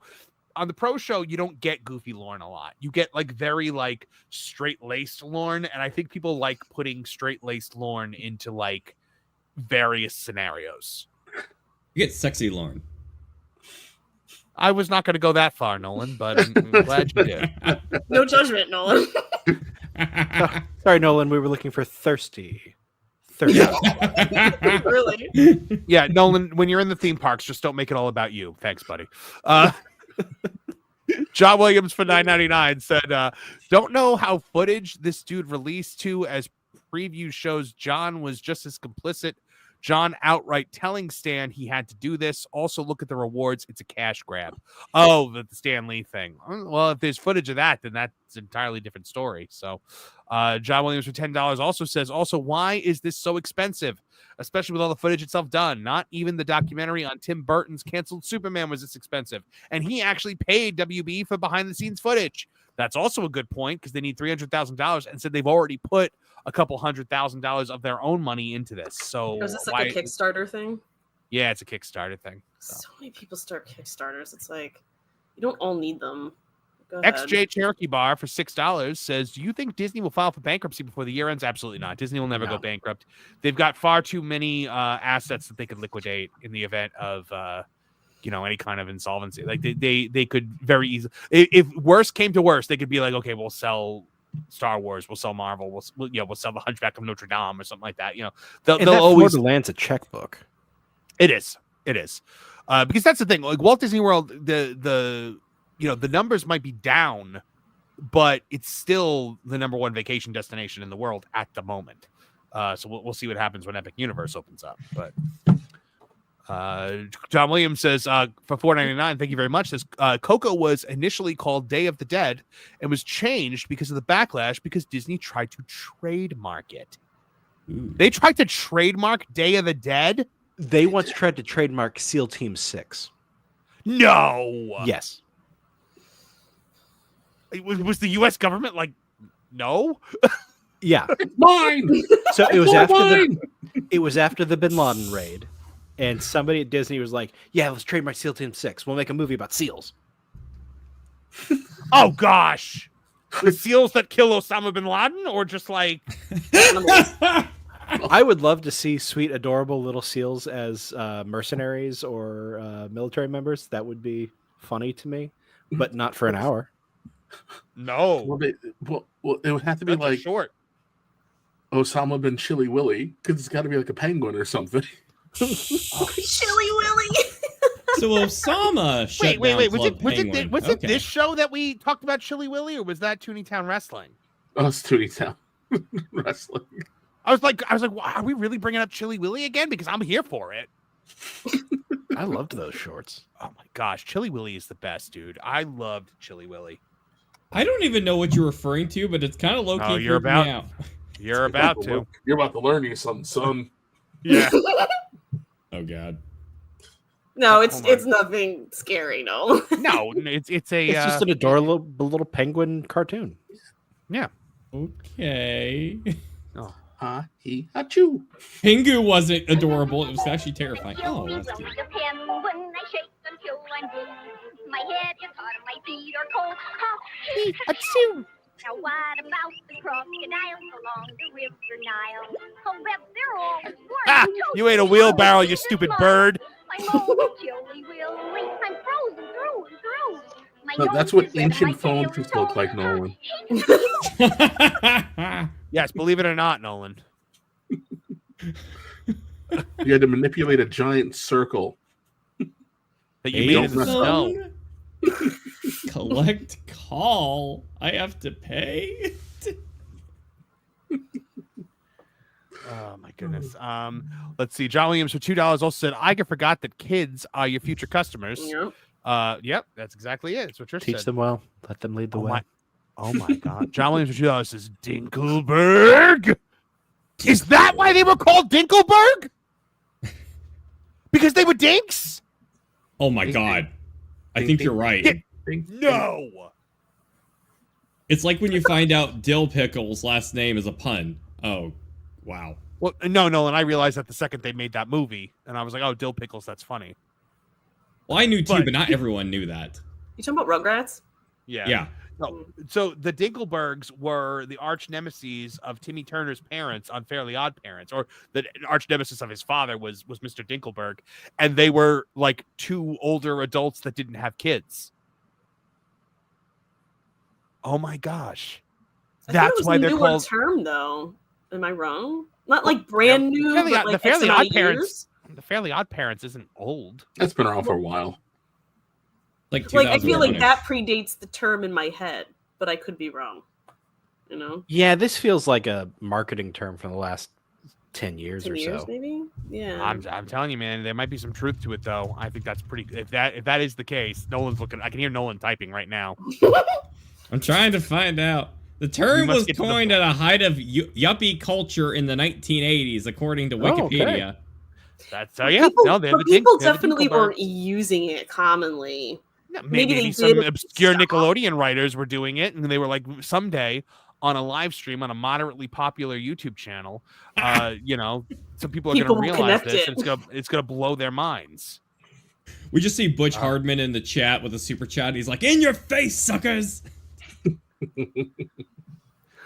All bee booty bees and bacon with big bees for $2. That was actually the inspiration for my name. That The- avatar. You were there. You were there as well as the guy walked around Epcot screaming it. Oh God, Dude, John where is your Williams- icon from? That's like the greatest profile picture good. ever. Yeah, it's so good. Oh, that's a member of New Zealand Yeah. Parliament. Oh, She yeah, did a it is. haka in the floor of the. And someone put it to Rage Against the Machine, and it was very funny. Oh, I haven't seen that one. I'll send it. Oh man. Have I sent you somebody who did what's the guy saying? Not what's new, Pussycat? Tom anyhow. Jones. Tom Jones. Tom Jones.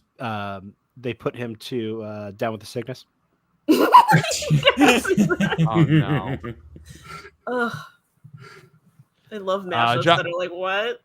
John Williams for $5 says Trish and Marv still haven't done an episode where the Coca-Cola Bear on the Coca-Cola Bear murder because they all know Kevin was the killer. The Coca-Cola Bear is still alive. He's at the Coca-Cola Experience in Disney Springs. Also, I just thought about this today because you haven't tangled with a bear in quite some time, but the jokes, the jokes still come. It's like the Mexican Iron Man versus Alf stuff. But the I was about to say, like, he's gonna wake up soon. And I'll be hungry soon. I feel like Kevin is gonna retreat to his room for the night. He's gonna go into his bed. He's just gonna see a bear sleeping in his bed. And it's like, he's returned. Just a bear looking in the window. This one is just right. Oh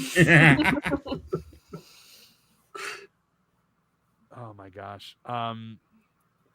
So John Williams also says Transformers had a cartoon and online 3-season web series, but each season came out with the next season's toys were entering shelves. That's a good idea.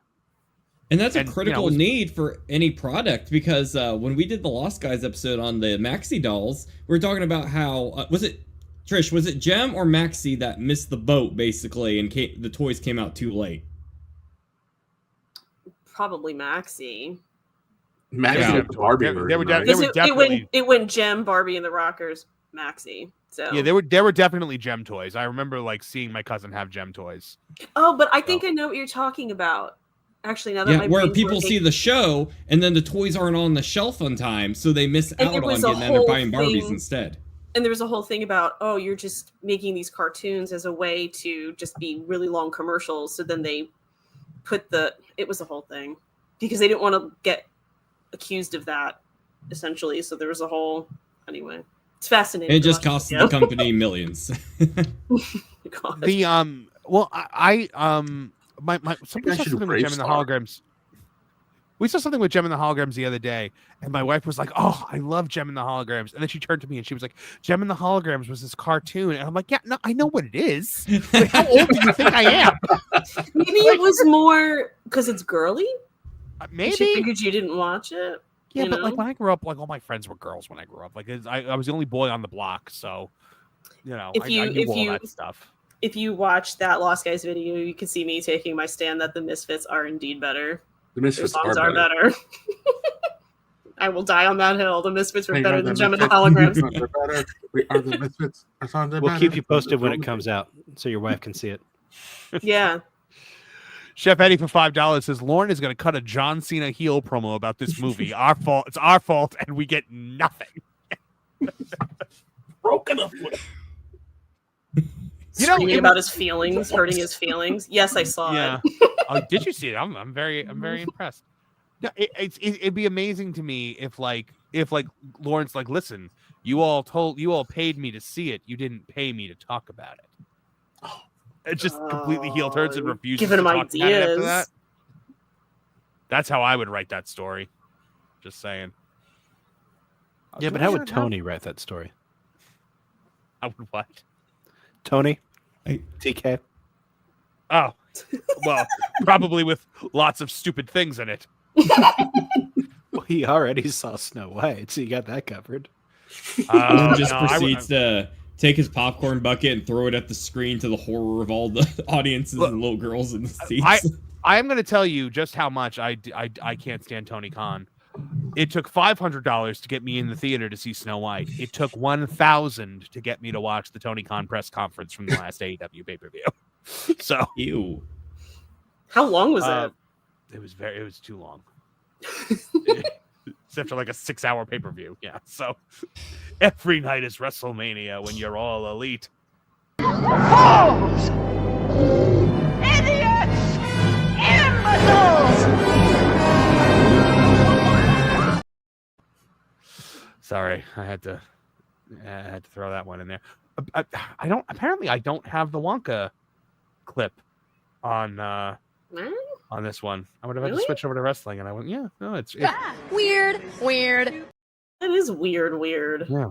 Imbeciles! I thought it was an accident for a second. Did he hit that by accident? No, I have 2 of them. So John Williams says you didn't know about the Dinkelberg pun? No, we did not. Now we know, and knowing is half the battle. G.I. Joe.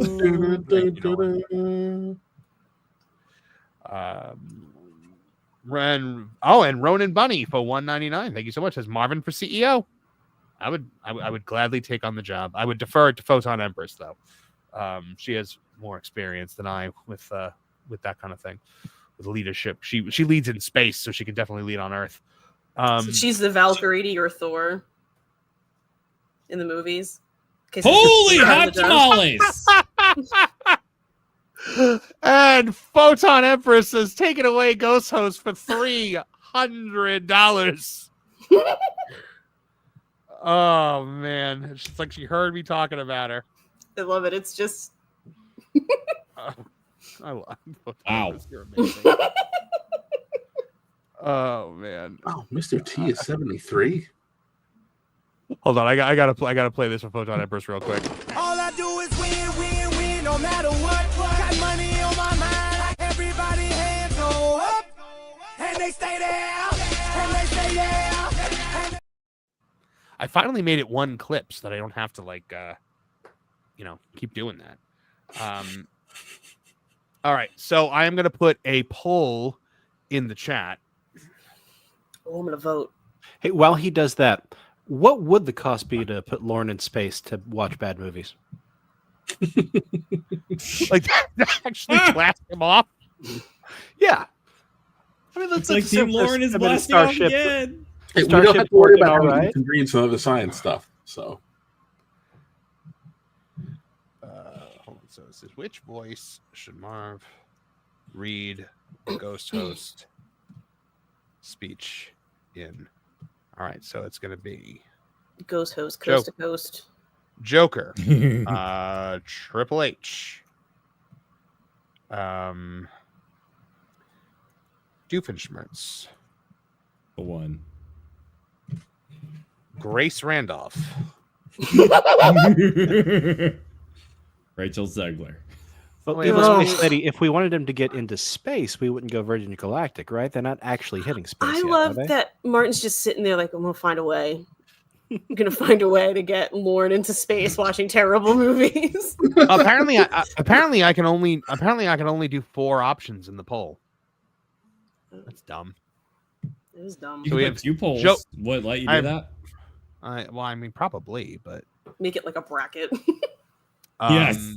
Joker, Triple H, Doofenshmirtz, and Grace Randolph. I mean, I had Kermit in there too, I guess, but I don't think Kermit would win I don't for think what Kermit it's worth. Won. So I don't think Kermit would have no won. offense, Kermit, but no. Walter wants you to do it in my voice for some reason.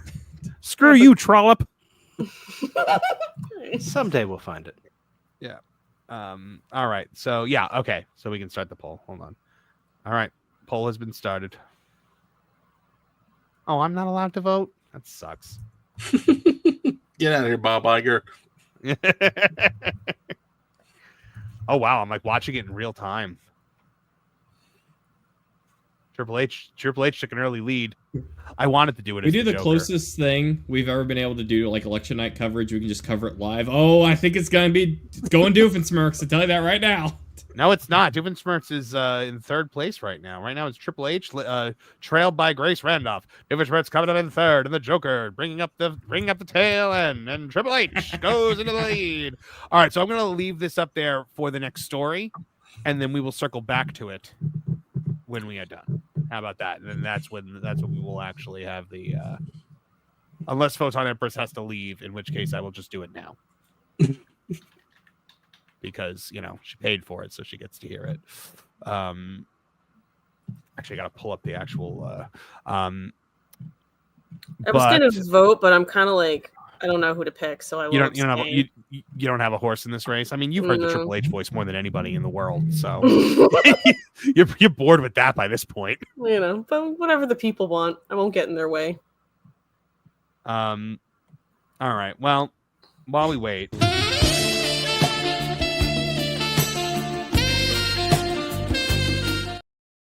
Let's Beau. Let's do it, folks, because Our friend Beau is in the news once more. Marvel boss Kevin Feige reportedly annoyed by the success of X-Men 97. Former showrunner Beau DeMayo calls out Marvel's disrespect and ego. I loved this story so much.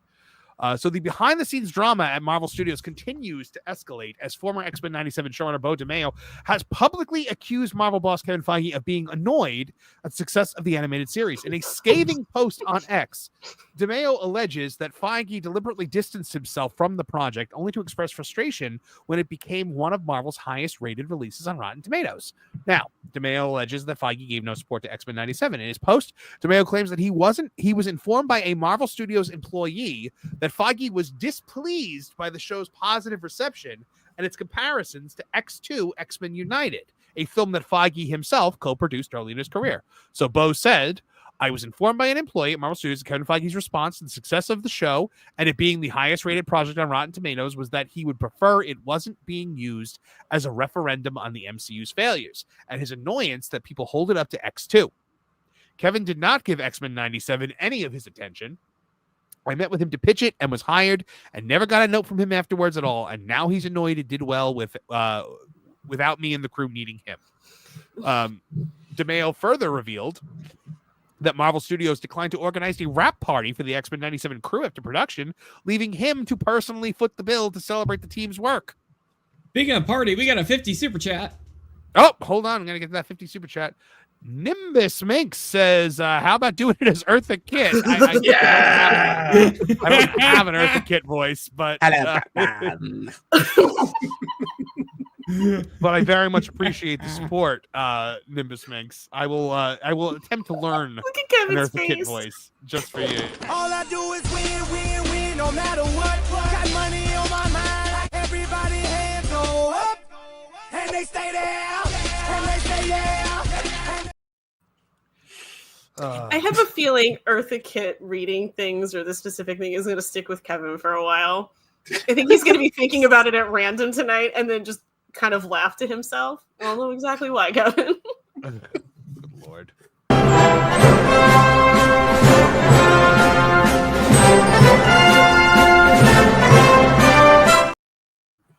Lord! He survived! Hold on, Beau can wait.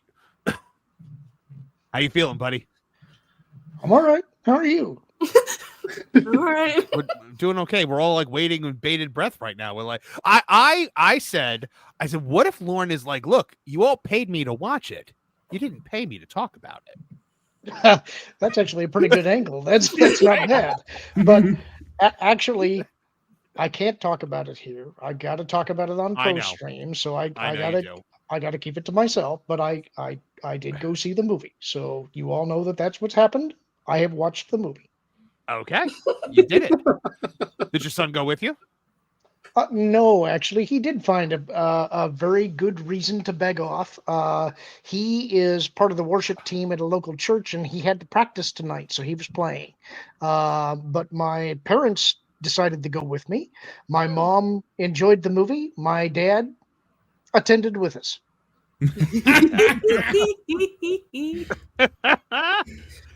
Okay, so you didn't have to say one for one for Snow White. Say that again, sorry. You didn't have to walk up and say one for Snow White, please, the way you were afraid you were going to have to. Actually, I did because they arrived before I did, so they had already bought their tickets. There is a funny story about that. I will be telling that on Pro's channel as well. That's fine. Can I ask one question? What were your choice of snacks for the film?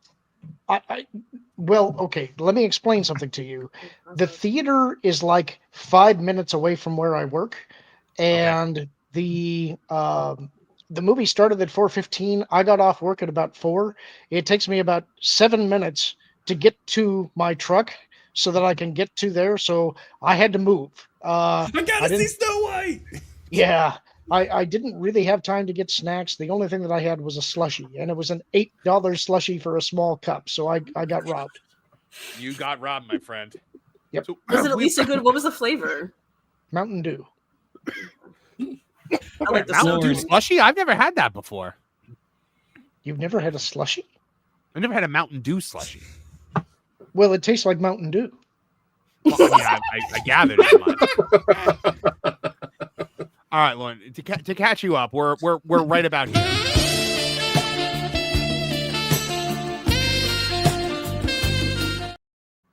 I just love that sax. You needed to keep it going. Come on. I can't because then we'll get copyright struck. And then we can never dance again. Exactly.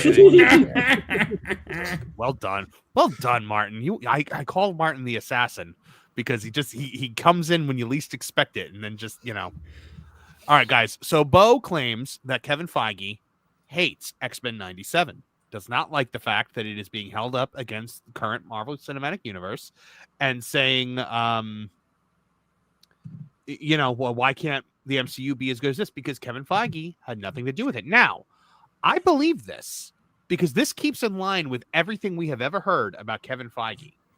We have always heard that Kevin Feige is a creature of ego who he does not like anything that he cannot take credit for, which is why he hated the Netflix shows, why he had them decanonized, because they were Ike Perlmutter, productions. And he begrudgingly had to recanonize them and is now trying to claim Daredevil as his own. I was just going to ask that because I was like, how did he do that and then do Daredevil? But he had to before Echo came out, they decided to recanonize the Netflix shows so that they can basically be like Echo is a sequel to the Netflix shows so that people would actually try to watch Echo, and then nobody liked Echo. Feige reportedly didn't even like Echo. That's why they released it all in one go. It was the worst thing Marvel's ever done. Echo. Kevin Apollo, what do you think? Do you think this? Do you believe that Kevin Feige? I believe with all my heart. Mm-hmm. And then I saw his abs. Now I'm a believer. Nolan, I will once again ask you not to bring too much attention to yourself in theme parks. I was just glad there was a B in that. Oh my gosh. All right. It took me a second. Sorry. So, I mean, here's slow. Here's like Beau did two. You had three strong female characters in X-Men '97. You had Jean. Technically you had even more because you had Jean and you had Madeline. What's her face? Madeline. You had Jean. You had Madeline. You had Rogue, and you had Storm. And he did them excellently. And none of it ever felt forced. None of it ever felt hacky. I think the only thing anyone really kind of like was just like about was the morph pronouns, but that was never even a major point in the show. I don't even think they ever directly addressed it. I think we were just kind of told about it in interviews. I don't ever remember any of them saying it. It was a show that put the story first. It was a show that put Cyclops up front and center, and he said that people like toxic females on the staff were coming at him being like, you've betrayed the cause because you made a straight white male like Cyclops the leader of the team. And he stuck to the story. I think I have a lot of respect for Beau as a writer. I think he's very, very good. To the point where I actually slid into his DMs to try to get him as a guest on the show, but he didn't respond. Aww. Kevin slid into his email too. We both did it on the same day. Like I went to Kevin.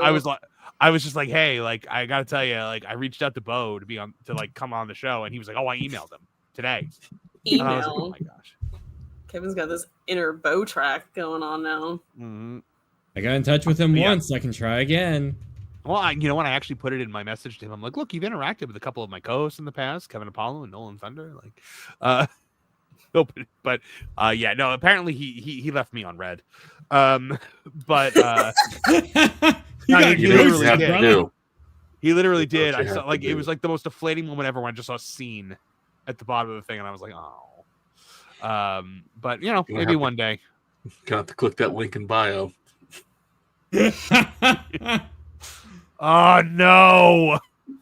I'm not having one of that us on the credit panel card statement. has to do it. I elect Lauren. What you got to do is send him one of those smoldering pics of yourself that we've all seen, where you look like this really handsome man. It's like I guarantee you'll get his attention. Oh, the Daughtry picture, yeah, send that one. jeez. Those crystal blue eyes and those eyelashes that just make the heart sing. All right, let's stop. Oh my God.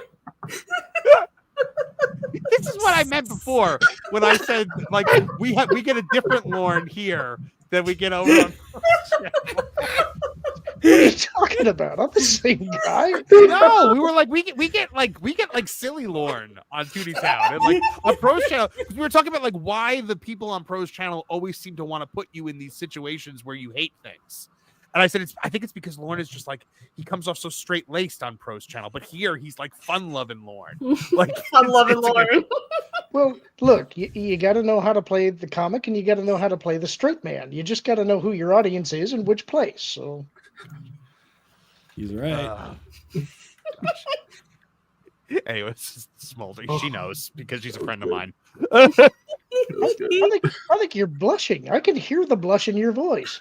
No, I'm the same shade of orange that I always am. You sounded a little bashful. You okay over there, buddy? Just somebody pointed out they were like, are you ever gonna, do you think you would ever like pull the curtain down? I said, no, I think people would hate that.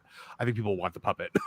Like no, trust me, people. He is a beautiful man. Stop it. Wow. Yeah. Oh my goodness. Laughing at himself. Just tickles. Anyway, Beau DeMayo is doing stuff. Are you distracted? It sounds like something's on your mind. Well, I caught a glimpse of myself in the mirror, and I fell into my own eyes. That'll do it. Saw the monster in the mirror. Oh, what a good song that was. The Simpsons were in that. People in the chat. I gotta go look. I haven't looked. All right. Did anyone else have thoughts on Kevin Feige hating on X-Men 97? I mean, look, it's gotta like this thing that you brushed about. Martin said it also. They didn't even put toys out for it. But what was put out was a $50 super chat by Nimbus Mix. Nimbus Mix coming at it again with $50. He says, if you think that's fun, imagine Eartha Kitt singing all the classic James Bond themes. Goldfinger. Well, she's like on war. It'd be no difference. Mr. Goldfinger beckons him. No, Mr. Bond, I expect you to die. Mr. Bond, I expect you to die. By the way, that brings us over the 500, so I have to sing a Disney song tonight too. Chip and Dale's Rescue Rangers. Sing the Zegler song about waiting for the prince. No, we're not going to do that. What's people say? No, we all right. Can I nominate Not in Nottingham? Ooh, that's a good one. All right. I love that song. I don't know that one, so it's legit. It's come Roger on. Miller. Roger Miller from the Robin Hood movie. You don't. Well, every town has its ups and downs. Never heard it in my life. Sometimes ups outnumber the downs. It's based on what the people want here. Do you guys want? Do you want like silly? Like, do you want to laugh, or do you want the theater kid? Because you get one, like it's one or the other. Somebody with your eyes only does the theater kid stuff. I have to put up another poll. He would have done Les Mis for so much less, guys. Hold on, I'm going to end. I thought you were about to say you were going to put up a restraining order. Looks like Triple H won our poll for the Ghost Host. I'm not thing. shocked. And Grace Randolph came in second. I'm still going to do it as the Joker just to do it because I wanted to do it like that. I love this. I'm going to give a poll, gets results. I'm going to do what I wanted anyway. No, I'm still going to do the thing they want. I'm still going to do Triple both? H. Yeah, I'll do both. I voted for Grace Randolph. Of course you did, because that's the most difficult one to do. I voted for Doofenshmirtz Marks. I didn't vote. All right. So I got to put up 4. So Kevin said Chip and Dale's Rescue Rangers. I'll put that one up there. How about Poco Loco? No, I don't know Poco Loco. All I right. think we already did a Disney song. We did a Prom Night Dumpster Baby. That's true. All right, I'll put in Heaven's Light from The Hunchback of Notre Dame. I'll put in Out There from The Hunchback of Notre Dame. Those are the theater kid songs. And Ooh, somebody said the Gummy Bears theme. That's a good one. Yes! That'll be number 4, the Gummy Bears theme. The other day, I saw a kind of a meme that came across my feed that was, remember all these Saturday morning cartoons? And I saw one that I had completely forgotten. Did any of you guys, do you remember the Snorkels? Yes. Yes. The Snork. Yeah, no, Snork? you added. Snorks. No, it was Snork. I know what he It was meant. Snorks. Yeah. It was Snorks. Snorks. I had totally Little- forgotten they were even a thing. But They had a little, like those little action figure, not action figures, but those little rubbery, plasticky toys. You know, like I that had one of big. those. I think I had one. I even remember the episode where they were freaked out by the one that was faceless, and it turned out his snork thing on his head was just backwards. So I was Getting around. really creeped out by the presence of a Snork eater when that was a thing. Remember that the Snork eater was a thing. It's just things that ate the Snorks, and I was like, "Oh wow, this show took a dark turn." I don't remember that. Remember the Snurf zombie episode when they turned purple and they would bite the tail and then they would get infected, and then everyone in the village was infected except for Papa Smurf, who got the cure at the last second, but only after he was then in turn bit. Oh God. Kevin is laughing. Smurfs By the were dark way- too, because didn't Azrael wanted to eat him, and I'm pretty sure Gargamel he was going to use him for Gargamel did too. potions. Yeah. 6 Smurfs to make them gold. before the movie tonight, there was a preview or a trailer for the new Smurfs movie. Oh, I heard about the revolutionary plot in this one. Kev, I don't know if you've seen this. The Smurfs fall through a portal and end up in our world. What? I've never seen this before. Holy And get this. macaroni. The female Smurf is voiced by a famous girl who does songs, like a famous artist. Have you ever heard of that? But did you guys did you catch the voice of Papa Smurf though? No, who's voicing Papa? I'm pretty sure it was John Goodman. That's pretty cool. Well, that fell absolutely flat. I thought that you'd be all excited about that. Wow. No, I had to think about it. I had to literally like imagine him saying Papa Smurf things, and now I'm like, wow, actually that works. And I was thinking Nolan was going to run to check. So I just can't believe they're doing the Smurfs end up in our world story again. What is so hard with just doing a Smurf movie that has Johan and Pee Wee in it? I always thought of them as being on our world anyway. I just thought of them as like fairies, you know? Yeah, like I never really. They're like more annoying Pikmin. It's weird. I didn't get the trailer before Snow White. I got it before Looney Tunes yesterday, and I saw that, and I'm like, what? Did they just think that the kids who saw the OG movies had grown out of it, and they can just keep recycling the same plot lines every decade now? I can't play Pikmin because I wouldn't be able to bear it if one of them died. Valid. It is rough. Valid. Because they die. Nighttime happens and you haven't put them away and something I comes can't. in. No, But my it's friend your was like, fault. "I think you'd enjoy the game, but you're too sensitive that you would be upset if the Pikmin died." I was like, "I absolutely would be just gutted." Chris tries to play like The Sims and names like every single of the 100 Pikmin and stuff like that. They die in a fiery death. No! She's like, "You'd name every single one of them." I'm like, "I absolutely would." I can definitely see trying to calm down my 6-year-old for like 5 minutes because a Pikmin died. What are Pikmin? They're like the cutest little thing. I don't know what they are. Like they're Pikmin. That's their species, right? Little Like aliens. Nintendo. it's like a little. They're cute. Oh, that explains it, Trish. What? Why I'd be gutted? Dude, Oh, you what, just but were like, well, you're like, they're just cute. Oh, they are. They're just cute. The little flowers on their head. I don't know what they are. They're just Pikmin. Like, I mean, Can you grind their bones into dust to make your bread? Only the most delicious The enemies bread, Lauren. do. why did this just get really dark? Not with By Pikmin. the way, it is a race between Gummy Bears and Chippendale Rescue Rangers right now. Gummy bears. I'm for gummy bears. Yeah, I've actually never tried to see a gummy bear. Is that picture you just showed, Nolan? Is that what they are? Yeah, it's the little creatures at the bottom. I hate them. Pikmin? Yeah. Lorne. Well, in that case, I hate you. Hate seems so strong. Oh, they're so cute. And if there was one thing that was going to set Nolan off, it was Pikmin hate. That's true. What is you're dead to me, Lauren. I still love you, but you're dead to me.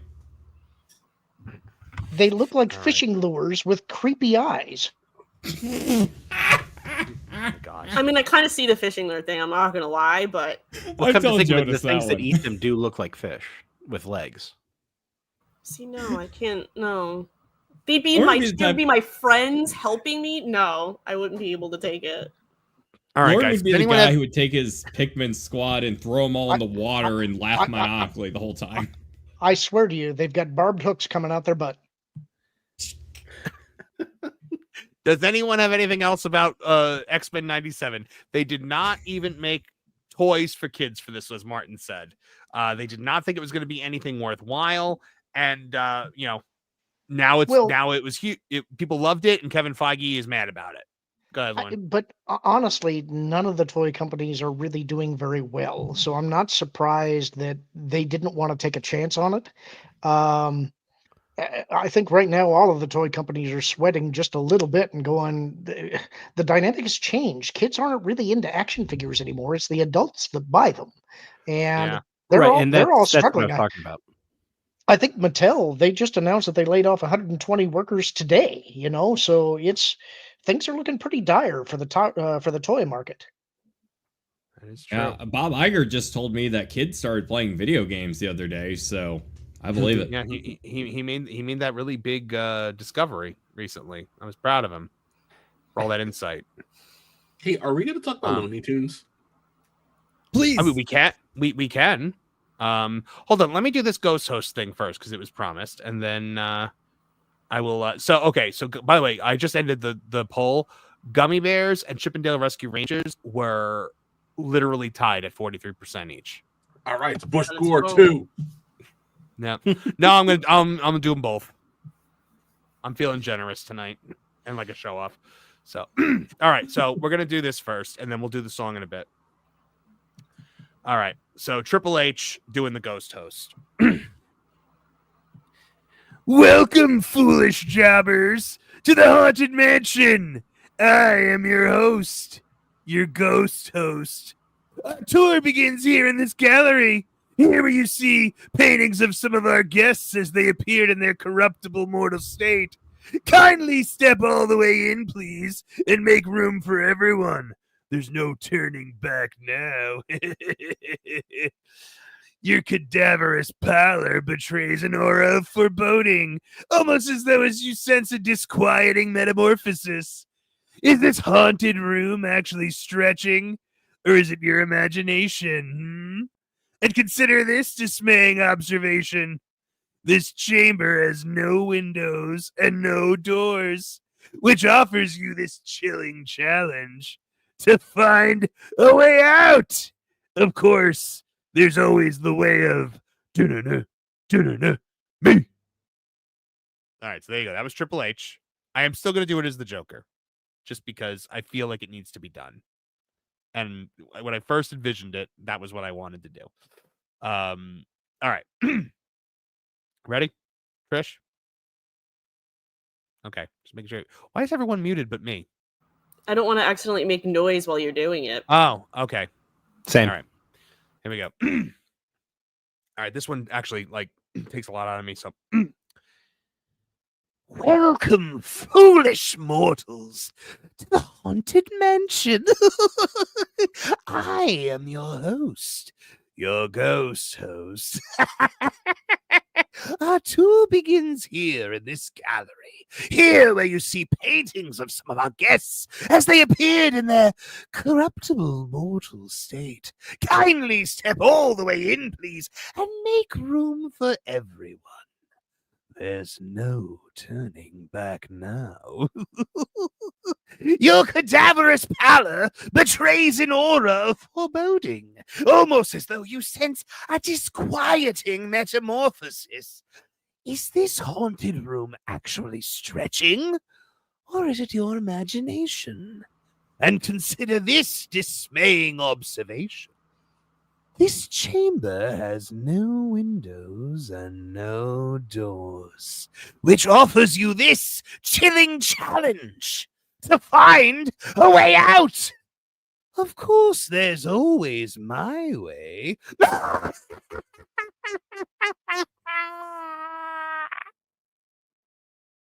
The laugh. All right, Lauren, Bravo. you said I didn't sound like Bruce. Yeah, that's right. I've been teasing you all week about your Bruce, but your Joker is exquisite. That is fantastic. I love that. However, the other one was like Oscar the Grouch and Yoda had a baby. Well, that was Triple H. our Triple H voice, and the Tooney Town Wrestling people love that. Now the Joker voice came just from like just trying it one day in the car, and I refined it over the years, and then I developed this like fun game where I would read Mark Hamill's tweets, but as the Joker.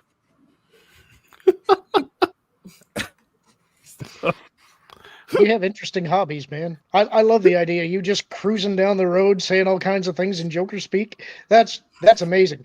I hope you do that. If you ever get pulled over by a cop, I want to see that video. That would be wonderful. So here you go. Here's one.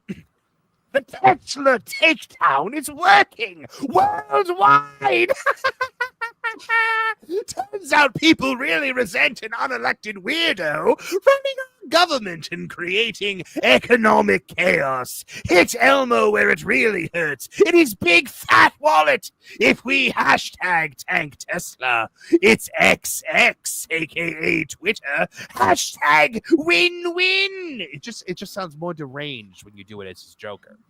Because I think that's what his actual soul sounds like nowadays, because he's become less Luke and more Joker over time. Also, get with it. We don't need hashtags anymore, Mark Hamill. Come on. I used to also read Jaden Smith's tweets as Macho Man Randy Savage. Kevin remembers that one. Hold on, I'll do one.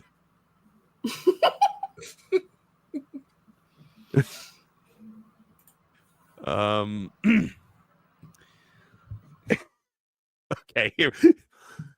If everybody in the world dropped out of school, we would have a much more intelligent society. Yeah.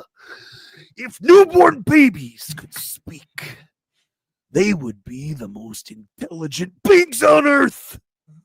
Education is rebellion. Oh, yeah. Did he watch Baby Geniuses and think that was real? Yes. I want Macho Man Randy Savage as our education secretary of the United States.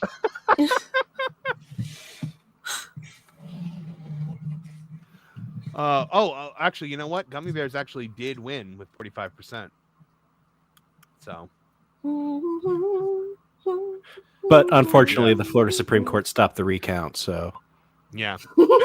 We're gonna do that after our next story, because I need to rest my throat for a little bit after all those voices. The Joker takes it out of you. Hey, guys, I think that Pro is going, so I got to drop. I got to jump buddy. over there, but I'll see you guys all next time. You have a good one, bud. Thanks for stopping in. I'll see you in a little bit, bro. You bet. Take care, guys. All right. So before we end for the night, man, I had a lot of stuff to get to, and we just spent a lot of time on nonsense tonight, but it's okay. We need to talk about maybe my favorite thing of the week. So here we go. So I don't know if you guys saw after the fake Snow White premiere, but the early reviews were kind of suspicious on social media. They were all overwhelmingly positive, right? Mm-hmm. You guys remember that? Yeah. They said Disney's live-action Snow White hasn't even landed in theaters yet. Yet the flood of early Snow White reviews painted a picture that was almost too good to be true. Glowing headlines, social media conversations, a tidal wave of praise but Rachel Zegler dominated the conversation. But if you've been paying attention, there's something off. The outpouring of love from media personalities invited to the scaled-back Hollywood premiere are so universally positive and all seem to echo one another in a way that many feel is highly coordinated. So it was obviously no secret Snow White was plagued by controversy. Zegler, we all know she's you-know-what. Fast forward to the premiere. Suddenly, a tidal wave of Snow White early social media reviews appeared uniformly glowing and hyperbolic. Variety called Zegler a shining supernova, and the film a visual feast. THR claimed it's actually mostly successful, framing it as a surprise win against expectations. But nearly every review parroted the same talking points. Phrases like Rachel Zegler is Snow White, recaptures the magic of the 1937 movie, gives the heroine newfound depth. It's uncanny how identical the language is across the outlets. It's as if someone handed every outlet the same press packet and said stick to the script. Even more suspicious is the defensive framing embedded into the reviews themselves. Headlines don't just praise it, they preemptively push back against the backlash. The Hollywood Reporter opened their article with, quote, "The Snow White Backlash Brigade isn't going to like this." Well, over on thatparkplace.com, let's go to this story right here. We say the Snow White Show Brigade isn't going to like this. My little fire back at them. Disney Rachel Zegler-led Snow White remake splatted onto Rotten Tomatoes today with the results, and the results were far less flattering than the glowing social media reviews of just a few days ago. The embargo lifted just 24 hours before the movie officially came out. Disney's live action Snow White officially earned a rotten rating on Rotten Tomatoes, clocking in a dismal 49%. But guys, that is not the case anymore, because if you look at Snow White's Rotten Tomatoes score, currently it sits at a whopping 46% with 142 reviews in. Yeah. So the embargo is lifted. The truth is finally out. Disney's live action Snow White has officially earned a rotten rating. Let's see what some of them have to say. This critics speak. No magic here. Just a sampling of what critics on Rotten Tomatoes have to say. Odie Henderson of the Boston Globe said, "I had high hopes that Snow White would make me happy. Instead, this dopey remake made me sleepy and grumpy." Dark Sky Lady from the Nerdist said, "With an uneven combination of forgettable music, bland choreography, and a few genuine laughs, Snow White fails to find and maintain its footing." Junin Itkonen of Toisto.net said, "This is a film that tries very hard to not take risks or even acknowledge that risks exist. The result is a hodgepodge of awful CGI, contrived new songs, and a story full of plot and lacking in substance." Abe Friedtanzer of the awards buzz says, "This reimagining of a story everyone knows lacks imagination, essentially translating a solid text with the least possible creativity and depth." And now even the positive reviews are barely positive. Perhaps the most telling is how lukewarm even the positive reviews are. The majority of them boil down to, well, it's not the worst thing I've ever seen. So here's some of them. Bob Chipman of Movie Bob Central says, "A slight but agreeable adaptation that in its best moments offers similar charm to a well-mounted theme park parade or maybe Disney on Ice." And that is a positive rated review. Tanya Lamb of Lola Lamb Chop said, "Good enough for kids." Travis Hobson of Punch Drunk Critic says, "It's not quite the fairest of them all, but hardly a poisonous apple either." And Kane Noble Davies from Film Inc. says, "It isn't great. It isn't terrible. It's just fair. And with friends like these, who needs enemies?" So the question now is, will audiences buy what Disney is selling, or will they truly trust the reviews that finally tell the real story? Box office projections give us a strong hint that Rachel Zegler might actually prove the shills right and be a true supernova, the definition of which is the cataclysmic explosion of a star. Your thoughts, ladies and gentlemen?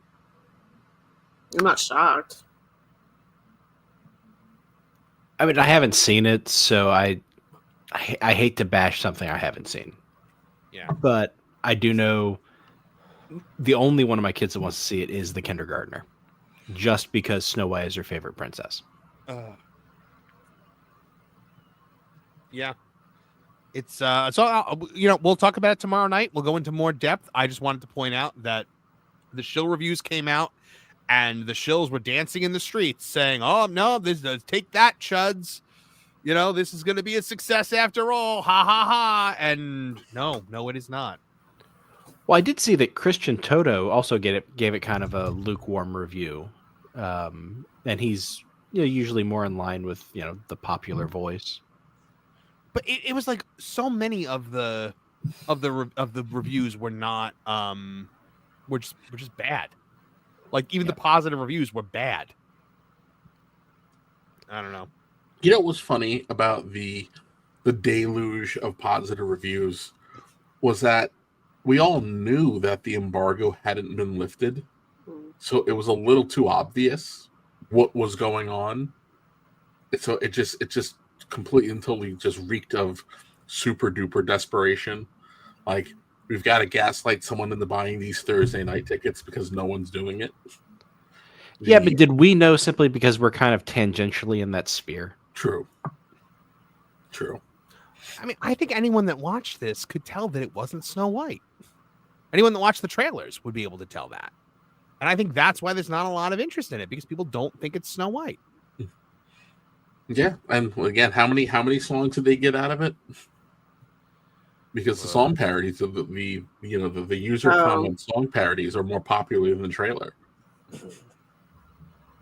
Yeah. Nolan, do they use any of the old songs, like the silly song that they do and stuff? All like right.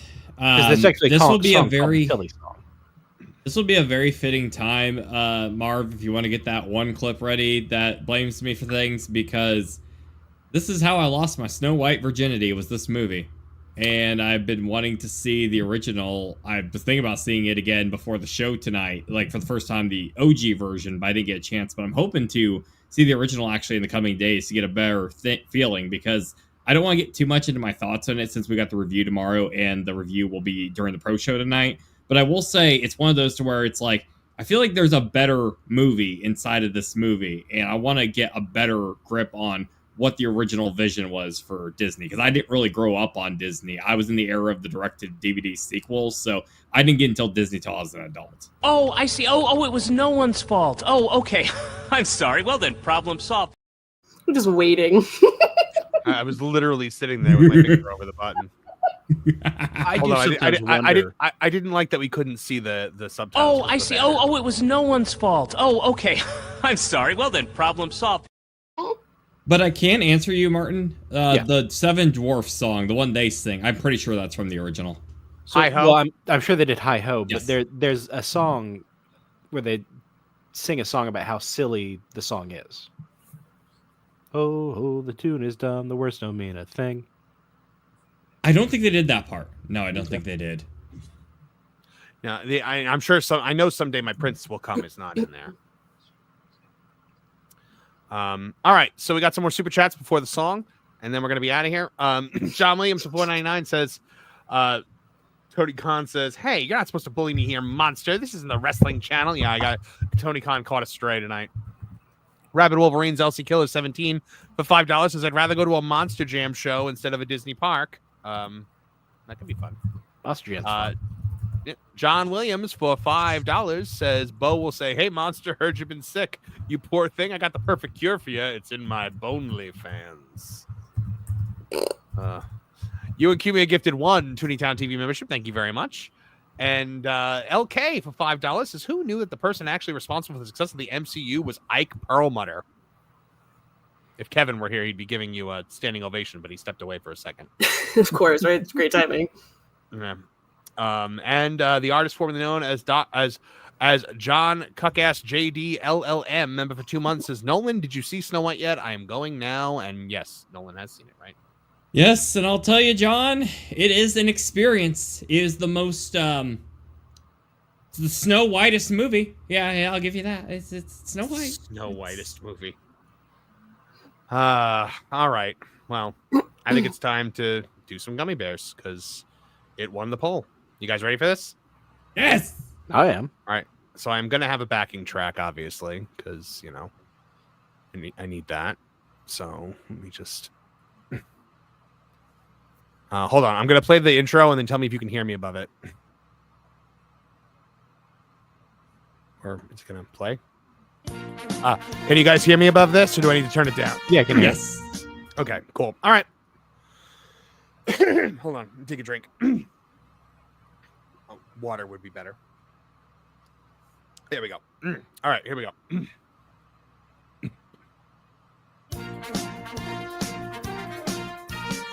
Dashing and daring, courageous and caring, faithful and friendly with stories to share. All through the forest they sing out in chorus, marching along as this song fills the air. Gummy bears bouncing here and there and everywhere. High adventure that's beyond compare. They are the gummy bears. Magic and mystery are part of their history, along with the secret of gummy berry juice. Their legend is growing. They take pride in knowing they'll fight for what's right in whatever they do. Gummy bears bouncing here and there and everywhere. High adventure that's beyond compare. They are the gummy bears. They are the gummy bears. Oh, there you go. The gummy bears. The high notes were a little rough for me tonight. It's a deceptively tough song. It is actually. Yeah, that is a hard note. Well, also after you've done this for 5 minutes, like, and I'm also coming off of being sick. All right, I'm gonna do Rescue Rangers right now to redeem myself because I'm not satisfied with that. Hold on. Rescue Rangers. I kind of want gummy bears now. I'm not gonna lie. Yeah, because they're I good. could go for a bag. I can give you Sour Patch Kids. I'll take that. I like Sour Patch Kids. Okay, I'll I hand like it over sour the candy. internet. There you go. It really would have been All perfect right. if she had some just below the screen. It really would have been too bad, right? All right, here we go. Because Kevin requested it. One. Wow. That was more difficult than I thought it How was. long is this song in reality? Holy Like, cow! is it like a 10-minute song? Like, what? I only knew the first part. Oh man, you know what? You are a pretty good singer, though. Oh, thank you. Next time it's song first, then Joker voice. Yeah. Now sing as the Joker. You live and you learn. It's like, that song from the 90s. You gotta live and learn. Yeah. Brothers and sisters. I did. You know what? I did one time just for the fun of it. Was I did the take me away to the asylum. Never alone in the asylum. Anarchy ruled. It was wild, but through it all, you never smiled. The song from Arkham Knight. Throat's broken. He does the Joker voice again. Have you unlocked? It can't get more broken, Trish. Yes, it can. But have you I heard unlocked the Joker voicemail where he sings "Only You"? Only you. Yeah, I've heard. Yeah, it plays in the Arkham City credits, I think. Right? Yeah. Oh, yeah. It's a good one. It is good. It's so creepy. Yeah, Joker's my favorite voice to do because I think it's one of my better ones. But well, you guys didn't hear my Dr. Doofenshmirtz. That one's pretty dead. Well, I mean, you hear it at the end of every show. I was just gonna say Perry the Platypus. Perry the Platypus. No, Perry the Platypus. Yeah. Oh, yeah. It's he sings "I've Got You Under My Skin." Yeah. It's oh, that's what you said, right? Or no, he does "Only You" and he does "I've Got You Under My Skin." Oh, does he do that in Arkham City as well, or is that? I think in Arkham Knight he does "I've Got You Under My Skin." Yeah, I think that's right. Maybe because I think they actually used the Platters recording of "Only You" in that dream sequence. Mm-hmm. Yeah. And yes, my Jericho does have a touch of the Doofenshmirtz in it. Because my Jericho's this. It sounds a little like Judge Doom when he's going into his tune. When I killed your brother, I talked. Just yeah, and that's gonna. It's got. By the way, Roger Rabbit is one of my favorite movies of all time. He's trying to not speak. You're gonna lose your voice. You keep doing these. You've never seen Roger Rabbit? No, it's on my bucket list. I feel like you'd like it. Really? I've already watched a documentary video about the making of it. I needed to see the dang movie already. Hold on. Wait. You've never seen Who Framed Roger I don't Rabbit? get on people about things they haven't seen because No. I know what that feels like. So Normally I don't either. But this is like, look, Mr. H. went on this about Dog Soldiers when I said I hadn't seen Dog Soldiers. But Nolan, your mission in the next week is to watch Who Framed Roger Rabbit and report back. Is Dog Soldiers? Oh, Dog Soldiers is apparently the greatest horror movie of all time, Trish. Oh, really? I will accept your challenge, sir, if I might be able to take a minute or two to reflect on it during the stream next week. It can't be that long. That's the point. That was the point. I want you to report back on your thoughts on Who Framed Roger Rabbit. You know what? I will watch it sometime this week too, so that we can have a. What? That's everyone's homework. Everyone watch Who Framed Roger Rabbit. Trish. Okay. We'll see. Directed at Trish. I love how everyone on Friday Night Tights goes and sees movies that come out because Gary tells them to, and I'm like, hey, could you watch this really good movie, Trish? That's available to everyone, and you're just like, oh, whatever. I've seen it. I've seen Who Framed Roger Rabbit. It's not like I'm blind. Hey, what are you trying to say? That you're blind. Sweet Summer Child. It's okay. XJ Cherokee Bar for $2 says we're the Wuzzles. Ooh yeah. I loved the Wuzzles. We're the Wuzzles. Ooh yeah. The Wuzzles was a great show. Oh, you know what? We completely forgot about Justin Baldoni and Ryan Reynolds. Yes, and we did. But Nolan, you have to get to the pro show though, don't you? Whatever time me and Kev are bailing is I thought we were doing. Oh, Kev, you're going to the pro. You're going to the pro show too. Yeah. All right. I don't want. Aren't they waiting to hold the Snow White review till towards the end? So I thought it was closer to 11, but I could double check. See, nobody told me this stuff, so I. Oh dang! Sorry, I thought you already were. I thought everyone was communicating. No. I thought we could have coordinated had I known this, and then I would have. I thought you were doing it today. I thought you were doing the Thursday show. So Pro will be covering other news until 11 p.m. So we should be good up until we get closer to the end of the hour. Yeah. Okay. I don't know why Lauren dipped early. All right. You know what? Can I go into both? Yeah. Rooms? You know. We can. It's okay. We sacrifice my topic if it makes it easier for everybody. Valiant did that one. No, Valiant did that one time. He was on Culture's stream and Mexican Iron Man's stream at the same time.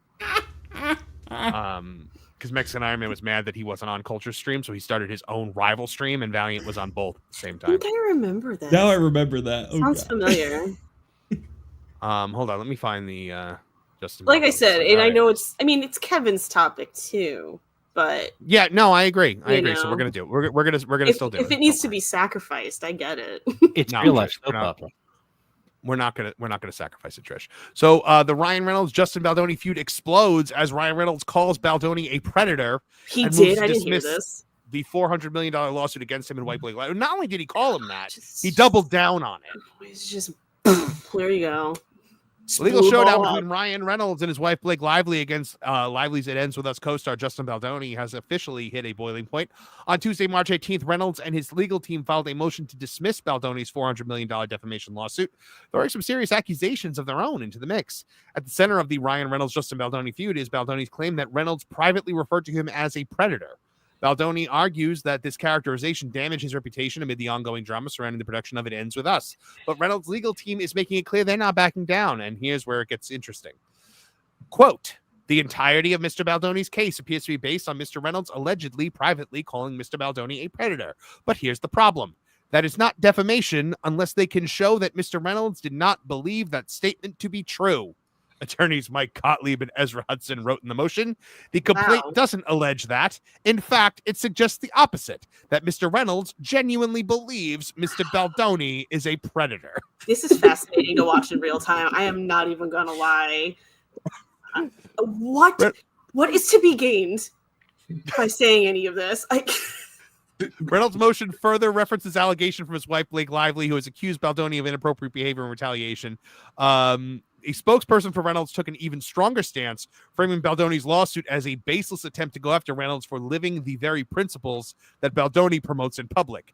Quote, the claims filed against Mr. Reynolds are simply a list of grievances attempting to shame him for being the man Mr. Baldoni has built his brand pretending to be, a man who is confident enough to listen to the woman in his life. We look forward to this lawsuit being dismissed and to collecting on Steve Sarowitz's $100 million pledge by recovering Mr. Reynolds' costs and attorney fees incurred to toss this frivolous case. Yes, I'm with Kevin. This is such a facepalm. I can't believe this came out. And then but as our good friend LW Ghost says, it gets worse.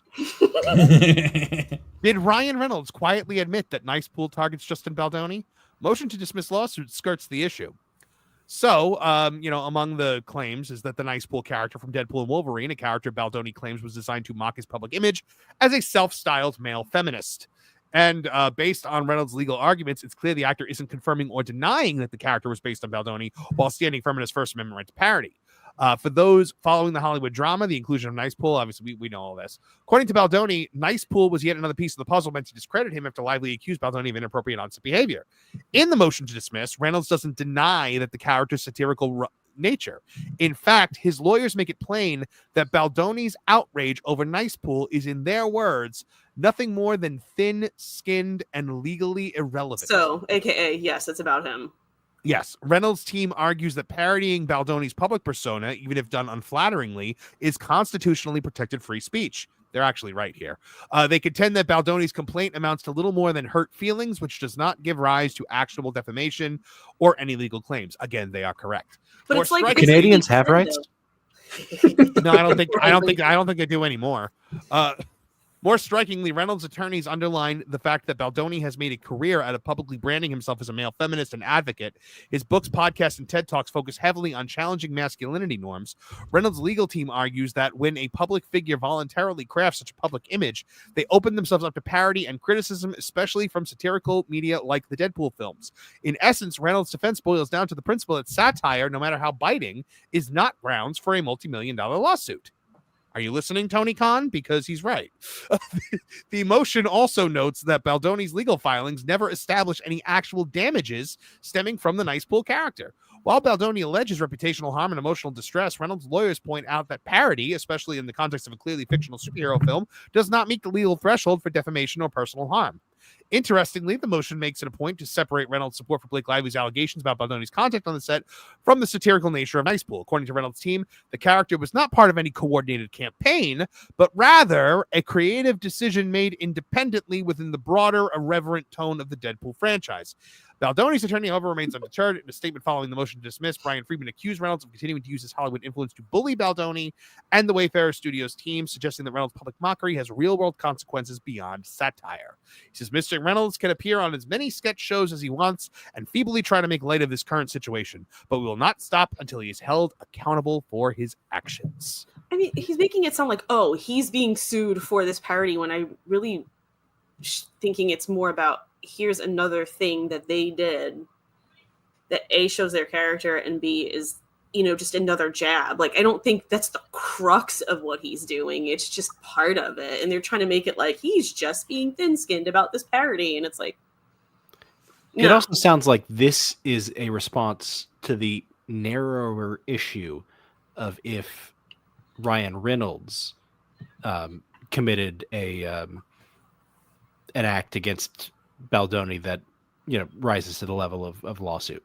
None of this that we've talked about so far absolves Blake Lively of anything, in particular whatever torts might arise from her trying to secure the rights for films that he has purchased.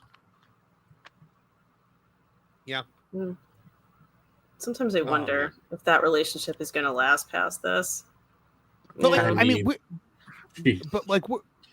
we're not like, I mean, that relationship was already built on deception and infidelity. So how long was it ever going to last? And it's a Hollywood relationship. I don't know. They're starting to seem like peas in a pod, though. So I think he just goes along with whatever the heck she says. So you know what? I mean, I think it's like partially probably, but I just do not want to absolve him of any kind of conscious bad behavior. Like, he's a grown man. He knows what he's doing. Well, I do think it's important for them to separate out Ryan Reynolds' behavior from in hers. the Deadpool stuff from hers, and convince a jury that it's not a part of a coordinated attack.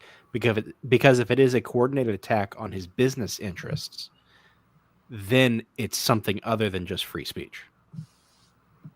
Yeah. The thing is, it's like, it's that legal, because how can it not be? Because it's all one big attempt to just flick him down and make him go away. So it's like on its own, is it? But it's like, I don't think it was meant to be on its own, you know? I thought the line about he listens to the woman in his life was hilarious, because everybody does. I mean, that's why you have a woman in your life, to make her part of your life. Yeah. I listen to my wife as well, but she also hasn't involved me in a $400 million lawsuit. You know, yeah, I'd probably be a little ticked if I got involved in a $400 million lawsuit.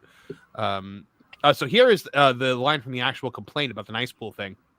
And the FAC's thin-skinned outrage over a movie character, the satirical woke nice pool, does not even pretend to be tied to any legal claims. Instead, it falls into the FAC's general allegation of hurt feelings, which in reality is nothing more than a desperate effort to advance the same curated bully image that the Wayfarer parties created and disseminated in the retaliation campaign they launched against Miss Lively in August of 2024. So, lawyer speak. Yeah, pretty much. Between this and Alyssa Mercante and Smash JT, I have to dissect so many of these like legal notices now. I'm like becoming a legal I was expert. just going to say, you're going to get a law degree just by default. Well, the beautiful thing is, you know, we have all these like AI assistants now, so I can literally just copy and paste it into there, and I'm like, just give me an easy to understand outline of what this is. Please summarize regular language. Please summarize this in a way that a first grader would understand. I sense Kevin has something on his mind. Just saying. I guess Ryan's being a good little soldier, but in the back of his mind, he probably is having a hard time accepting that his wife sent another man a text that said "never with teeth." Yeah, and now the world knows that she did it. Yep. You dullard, you dummy. Also, I mean, if he, as everyone kind of believes, is what's the word I'm thinking of? Like self-conscious enough about his career to kind of let the fact that Scarlett Johansson was bigger, or at least getting bigger than him as a star, to get in the way of their relationship, he cannot be happy about what this is doing. I mean, sure, he's doubling and tripling down on it with some of his actions, but it wouldn't have happened if she didn't do this. So he can't be happy about that, because it's just making that star dim each time. It's just in real time. It's fascinating to me watching this in real time, because it's literally, we have something to say every week. And then also, this is not about Justin Baldoni, but I guess it sort of is, because her team has been working on striking down videos. I don't think they necessarily stay down, because I had heard that one got taken down and the person filed a complaint and it was able to go back up.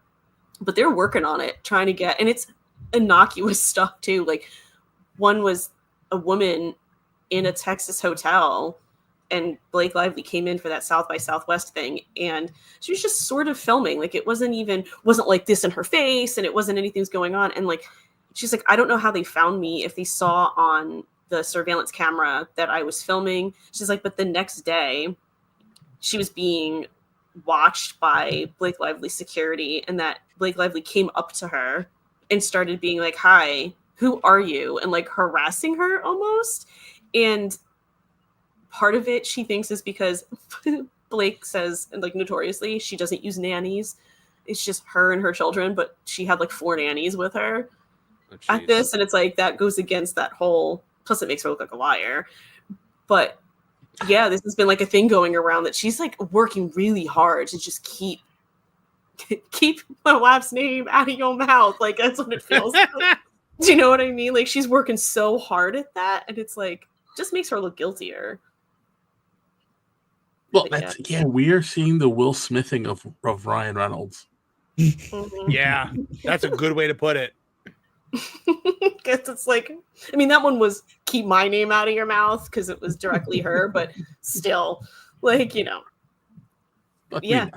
I mean, she's like really really going for it with gusto. Her team is like, no one's going to talk about me. It's like, all right, I don't think you're going to stop everybody. So what, Bad Boys 6 gets made with Blake Lively and Jada Pinkett? Bad girls. Oh man. You all right there, Marv? Yeah, no, I'm good. My throat hurts. My throat hurts a little bit. Just saying. I wonder why. I don't know. I blame Mark. Can we Hamill get a for super that. chat for some medicine for his throat, please? We made more than enough tonight. Tyler Golosinski for $2 says, "Swaying hand in the air as Marvin sings." I feel bad. You guys didn't actually get me at my best there because I couldn't hit the high notes, and I'm like actually angry at myself right now for that. And thanking God that nobody picked the Hunchback songs because that would have been a disaster with the way my voice was. But trust me, guys, when I'm at 100%, I can handle that. If you don't love me at my Rescue Rangers, you don't deserve me at my Master of the House. My Hunchback. Oh man.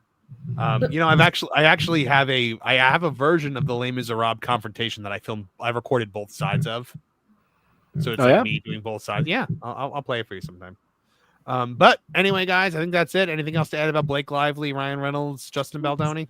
It's Kevin and I's weekly check-in with it. I know, I love it. There's always something. They're gonna put you guys in the jury at this point.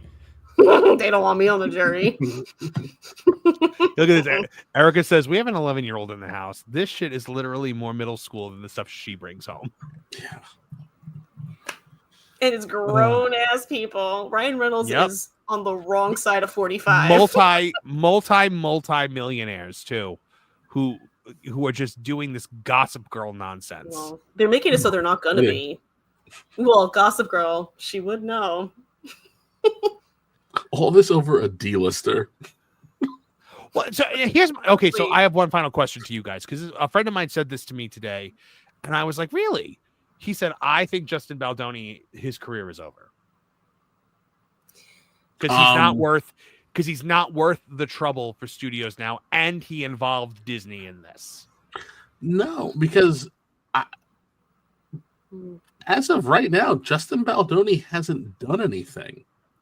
And he's suing because they have potentially ruined his career. But the average studio is kind of, for the amount of dumb decisions that get made, you do have very smart people involved. And as long as he walks away smelling like roses, because the court of public opinion is going to be more important than whatever the legal system says, you would be kind of stupid not to let him at least finish making movies out of these books. Yeah, but what if the male feminist movement is over anyways, and then on top of that, he's incurred the wrath of Ryan Reynolds, who, if your studio wants to make a marketable, fun guy movie, he's going to be one of your top picks. Well, let's say he's an A-list. He's an A-lister at this point. This is where it's tricky. Would he still be an A-lister though? Because people are souring on him. This is not gonna stick to him. It might stick Ryan to her. Reynolds? No, I think it's sticking to Ryan Reynolds, dude. The stuff that I'm seeing, it's sticking to him. He's Deadpool. People would rather see Deadpool than care about this. Yeah, but you're getting other celebrities talking about how he's a piece of crap to them. And you're starting to see people who aren't me actively calling him a simp. It's starting to stick, and nonsense like this, it's not helping. I agree, but if it is starting to stick, I would make the argument that Hollywood has a lot invested in Ryan Reynolds, and the Hollywood machine is going to start protecting Ryan Reynolds very soon. So you're going to start seeing Variety and THR and all of them. They're going to start because up to now, his name has been brought in kind of peripherally. Now that he is getting more, and I think that's the plan. I think Blake Lively's plan was for Ryan Reynolds to be the one to file the motion to dismiss, because now it becomes a Ryan Reynolds situation, and that is harder armor to get through, and Hollywood will shield him more than they would shield her. I think that is the strategy here. I'm sure, but Baldoni, I don't know how worthwhile it is. Baldoni is a producer-director. if you're financing a movie at this point, aren't you going to think twice about hiring him because he can't control his set? That's a fair criticism. That's a fair And not one. to mention, like, let's look at hold on. What's it? Did the mayor of Tokyo was he unable to control his city when Godzilla rampaged through? I don't think that's a fair assessment. I think that. That might be how they see it. That is I think a that was systemic level at the national government. Yeah, that is a force of nature blew through.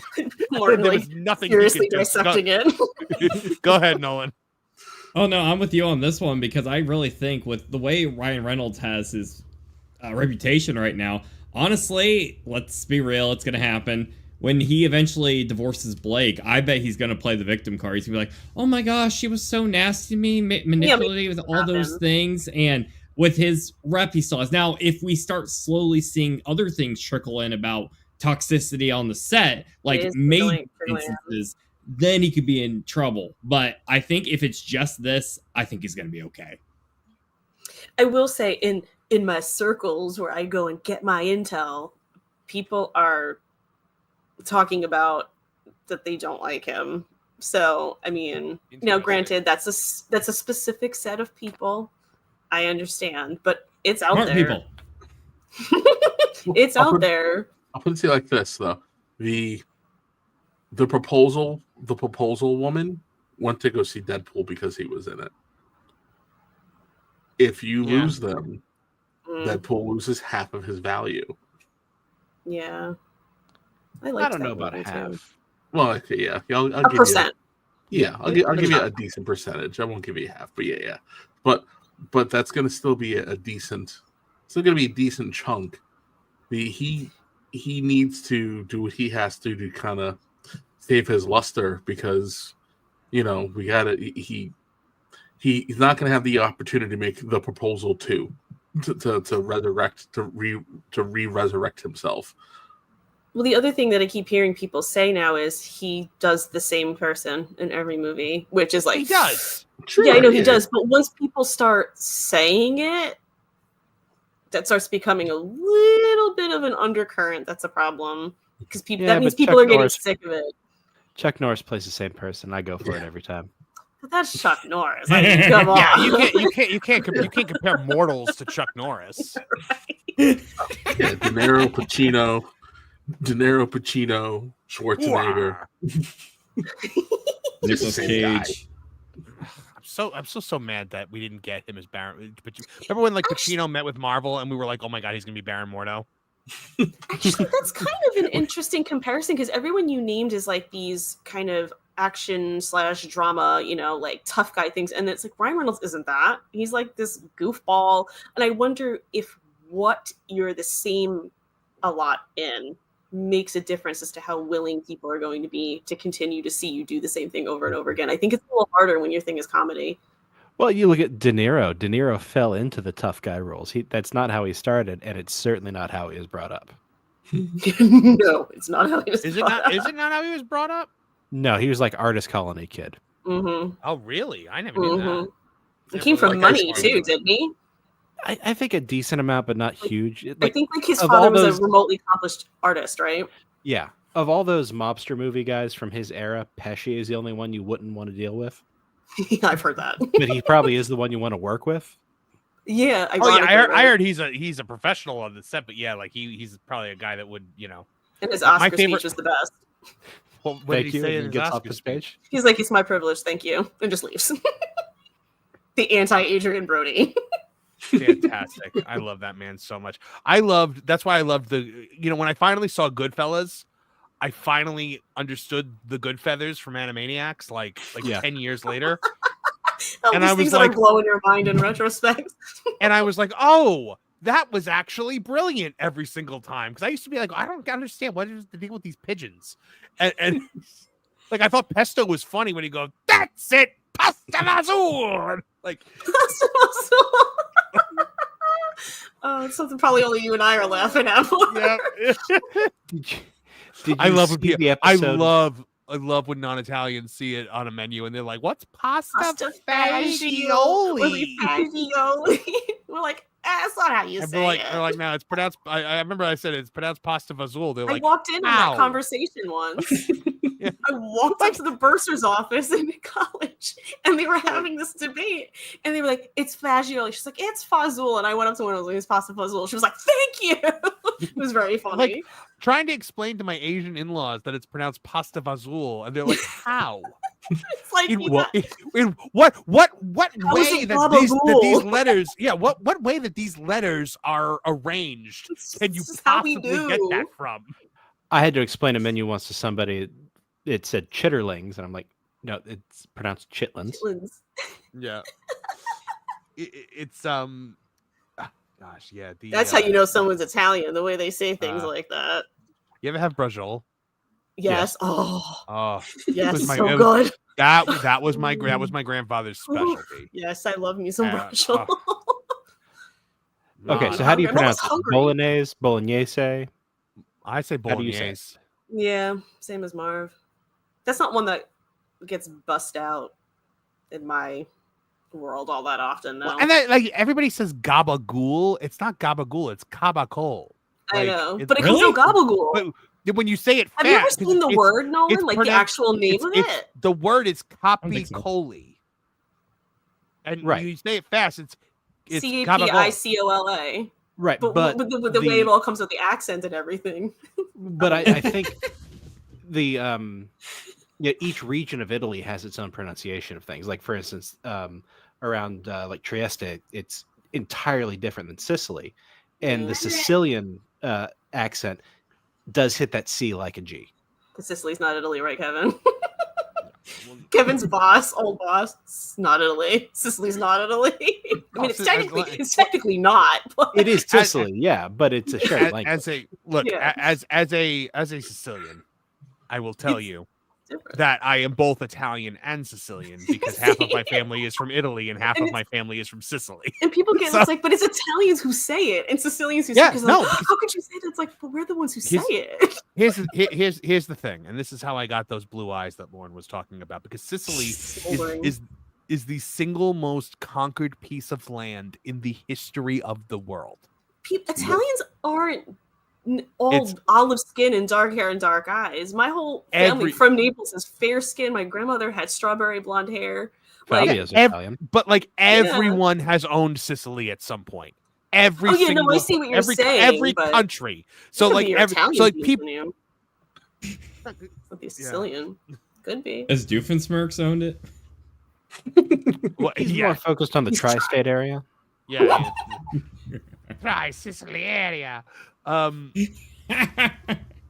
No, but yeah, the gosh, how did we get on this subject? But like, it's like, you know, when people say like I rebelled at one point in time, like I didn't want to sound like Italian, I didn't want to sound Jersey, so I said mozzarella in front of my pop one time. And he was just like, the F you just say. I've "Ah!" Americanized it because sometimes you get like the server who's like almost looking at you a little bit like, what? It's just like, I don't even give myself the trouble half the time, but All right, so what's the New York pronunciation of that then? mozzarella. It's like mozzarella is almost like how it comes out. Mozzarella. Yeah, you say mozzarella. What in God's name came out of your mouth? You never heard someone call it The mozzarella? way you say it. That's how you That's pronounce different. cheese, Nolan. I learned. Okay. Would you say prosciutto? Oh, you get smacked for that. See, You when I kick learned right out of Italian, I any tried to Italian. learn Tuscan Italian Oh, because I was going to travel. Is that highfalutin? I assume. It's actually sort of like the standard Italian, like Midwestern English is. do you guys realize that we're like doing the post show like hangout session? That we do We really are. Because if you ever wanted a glimpse into what it's like. Yeah, like this is literally it. Like, welcome to our lives. Like, Welcome to behind the scenes at Tooney Talk TV, everybody. after we go off the air, it's this for like 3 hours. Really quick in the chat, I see LK going, okay, you East Coasters, how do you pronounce Louisville? But that's because I know that's how you're supposed to say it. So, Louisville. She's right. I listened to Jim Cornette say it. So, My brother and I used to annoy his wife by one of us would increasingly pronounce it more and more I don't know, prissy exactingly, like Lewis. the other one was sort of going, ugh, ugh. BR Geist, I love you for this. Is that why no one goes against no one goes against the Sicilian when death is on the line? Thank you, LK. He told me congrats. Thank you, buddy. Yes. Oh my gosh. How do you say Lancaster? I just say Lancaster. Lancaster. Is it? Lancaster. Oh. Yeah. Lancaster. I know Toronto In Pennsylvania, is supposed to be it's pronounced Lancaster. Toronto. Toronto. It's like Trono. Okay. Here's the thing about everybody down in Pennsatucky, because I was down there one time and somebody was like, "Oh well, yeah, we got to get water ice," and I was like, "What?" Yeah. And, like, yeah, and they kept water saying water ice, Mhm. and I was like, I like, You mean Italian I'm ice? sorry. I was like, I'm sorry. Isn't all ice water? Like, and they were like, no, it's like flavored. I'm like, you mean Italian ice? Yeah, no, it's not Italian ice. Don't get me Here started are on these people who call parts. soda. Don't get me started on people who call soda pop. What about people who call Yeah, soda I'm a soda Coke? person. Oh, Yeah. I'm a all soda Coke. person. It's not all cold Coke. It's all Oh, Coke. I love that. No, I mean, it's I not. heard why. I heard why once. So like I get it, but no. Then what kind of Coke do you want? Coke. So it comes out for an Easterner. New East Coke? Coast- Northerner. Plastic? I'd like Crystal Pepsi, please. You want a tab, buddy? You got to pay for it. Okay. Or you order something. Can I tell you about Crystal Pepsi? When I was in second grade and had my tonsils taken out, they gave, for some reason, they were like, and like I'm sitting there, my throat is on fire. Like I am just like I threw up blood, and they were like, "What do you want to drink? We have apple juice and Crystal Pepsi." And I'm like, "Give me the Crystal Pepsi." And it was the worst thing ever that it could have given me. I'm in the hospital.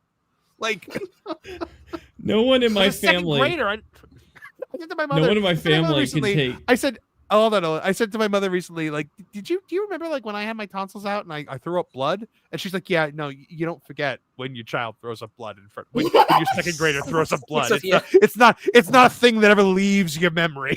Go ahead, Nolan. Oh no, there's a thing in my family now. Every time I think of Crystal Pepsi, there's this one old YouTube video of a dude that takes like a Crystal Pepsi that came from like the 1980s and he decides to drink it on camera and vomits out in front of everything like it's that Family Guy chowder bit. So that's, I think it's relevant to your story.